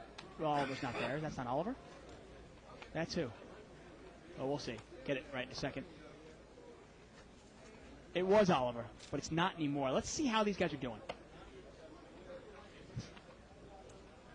Tony, who's actually in the game, he's our big winner. He's up $1,100. Walt is also up $900, and Walt is actually a pretty good player. I like Walt's game. Next tie in seat number 8. Flop comes out 4-4-3 here. Ace-9 against Ace-5. Little $30 bet by Ace-9 by Tony in seat 7. He's going to take it down. And the button's going to move over here to Tyler in seat 6. Thank you, William Frick, for the nice emails. Sends us about 5 or 10 emails a night. He's a nice guy, I got to tell you.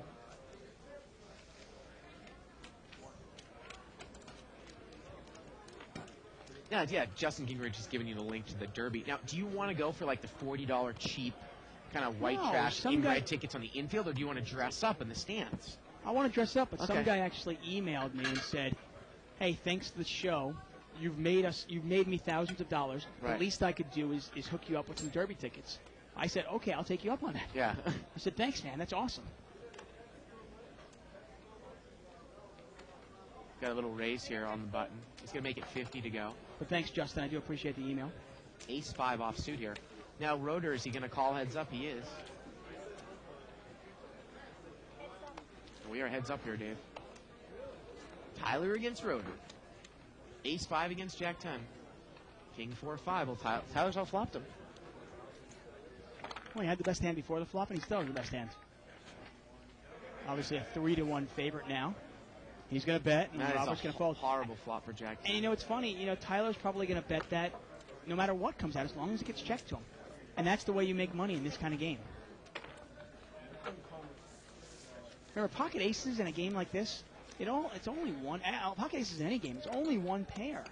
If you don't improve and you take some heat on a board like 9, 9, 10, Jack with 3 clubs, you got to start thinking of, can I beat anything, and is it really worth it?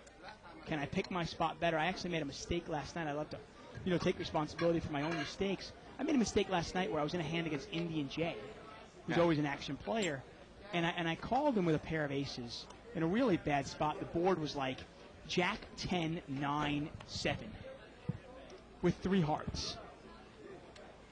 And there was nothing I could beat, really nothing I could beat. A couple of big hands here. Ace-Jack of clubs here, and Tyler, who's been raising a lot, he's going to make it 50. Now, Tony's got Ace-King of diamonds. You might pop it up here. I probably would, Re-raise. especially the way Tyler's been playing the last half hour. Tony just calls here. New player, Ty's going to fold. And KH limped in with King Jack of spades from up front here.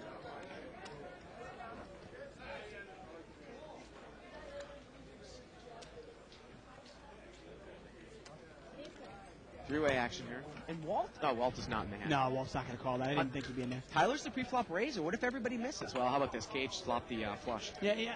I would. That's probably not a miss. Now, I'd probably bet it.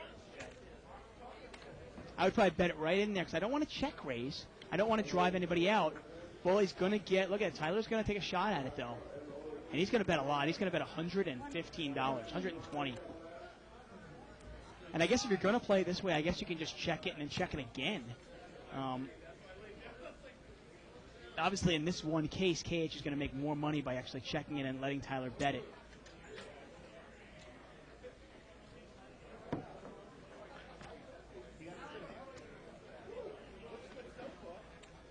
But if you get into a habit of check raising your big hands, and look at KH is going to move all in, and obviously Tyler's not going to call. It's an easy lay down there.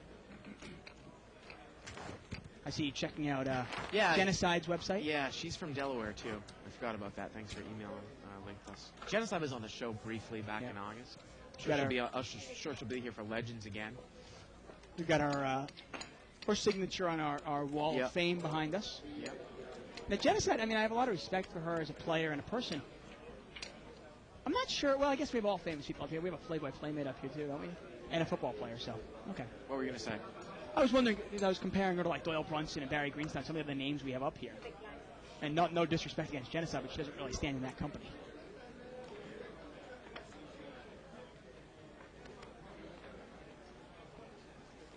You're always distancing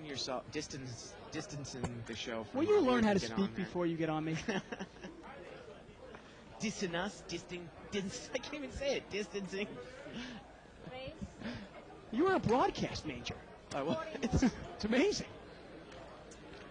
KH is going to make it 40 more here. It's unbelievable. Jeff Klein gets on me about popping my peas. It was weird. I think it was last night or the night before. Every time I made a sound with my S, it would spark. Spark. Yeah. Three-way action. KH has raised it with 10s. Not a bad flop for 10s at all. And you imagine he's going to bet this, and you see here, right here, notice how he check raises with his big hand, and now he's going to bet with the 10. Probably would check raise if he had a queen, you imagine. Like ace-queen. Exactly. And look at this. Seat 8, Ty is going to make a pure bluff at it. He's going to raise it up to 350 here. And again, you've got to be, if you're going to, I love raising with trips, but if you're going to do it, in this case with King 4 just as a total bluff, you have to be in there with a player that knows you would raise with trips right away, right? And I don't know if these two know each other. Yeah, you also got to, I'm not sure if Ty doesn't know, I mean, can KH lay down a big hand? Can he not? Who knows? I mean, I guess if you don't even put KH on a pocket pair, let's say you put KH on like ace-jack or ace-king, well, then he's going to get him lay down a best hands. Yeah, but what if, does KH figure that, Ty could be doing this pocket 8s, pocket 9s, pocket 7s? Yeah. This is why you do raise with trips, because a guy, he has a tough time with it. He's like, is this guy really raising with the queen? The board's not really connected, right? Yeah, and it's a tough spot. Oftentimes you want to call one time Yeah. with this hand and then raise in the turn. That kind of says, oh, this guy's got a queen. But in this case, if you let Ty do that, Ty will be almost pot committed by the time you raise him. I'm sorry, KH will be pot committed.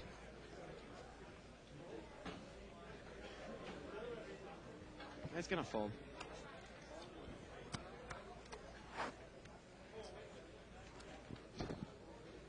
We've gotten some strong emails tonight, I tell you. Some really strong opinions out there. Brian over here says, his subject is internet versus live. He says, hey again, guys, what do you think about all the internet poker losers? And then once again, this is Brian's email, not mine, okay?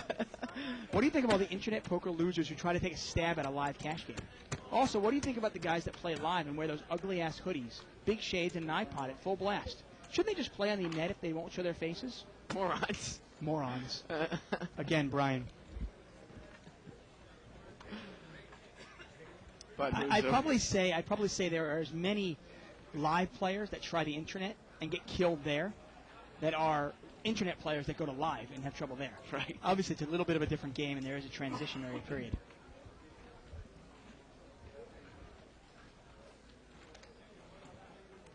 Ace-queen here for C4. He just limped in. And Rotor just limped in with ace-9 on the button, too. In this game, you might raise there with ace-9 on the button. Limped around here. 10-9 deuce. King-9, ace-9. Rotor's got the best hand here. He out-kicks. And Tony doesn't bet there. King-9. One off the button. The Rotor's definitely going to bet this. Well, Tony hasn't. He's been checking calling all the afternoon, all night. And he's actually a big winner tonight because he's gotten, usually that's not a winning style of poker, but it's worked for him tonight. 250.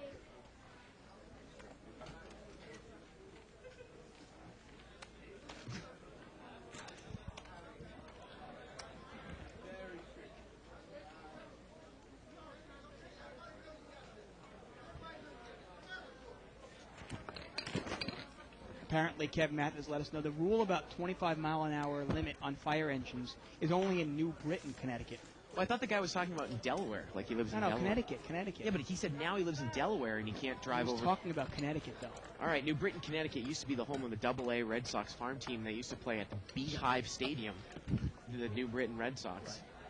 One step below the Pawtucket Red Sox. So I guess you're fine if your house is in fire and if your house is on fire in Connecticut, as long as you don't live in New Britain, you're okay. This is gonna be the last hand of the night.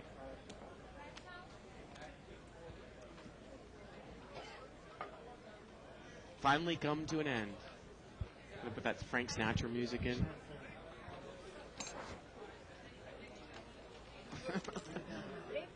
Limped around here 3 ways. $75 pot with a straddle there. King 4-9. Well, Tony's flopped the best hand here with the 9. Yeah, but he won't bet it, will he? Well, he does. Wow. And that hand he bets. No rhyme and reason to it at all, huh? I guess in a limped around pot, he figures, nobody's probably got a king here, and he's going to take this down. Well, it was limped around last hand, though, with that 9. Good point. Weird. All right. Well, that was going to do it for us. We had about a little 45-minute period in there, Dave, of some excitement. play. Yeah. When Very exciting. Corporation Mike came in. So I feel like we're in. Oh, We're gone. we're We still are on the just on now. out. What are you doing to us, Ray? I feel like we're got it like Bill and Ted's Excellent Adventure. Go running through the time machine. I love these, man. I'm going to wear them. These are so cool. All right, strap your bluffing shoes on. Catch us for tomorrow night, 10-20, no limit, $1,000 min, uncapped max. For Bart Hanson, Dave Tuckman. Good night, everybody, from Live at the Bike.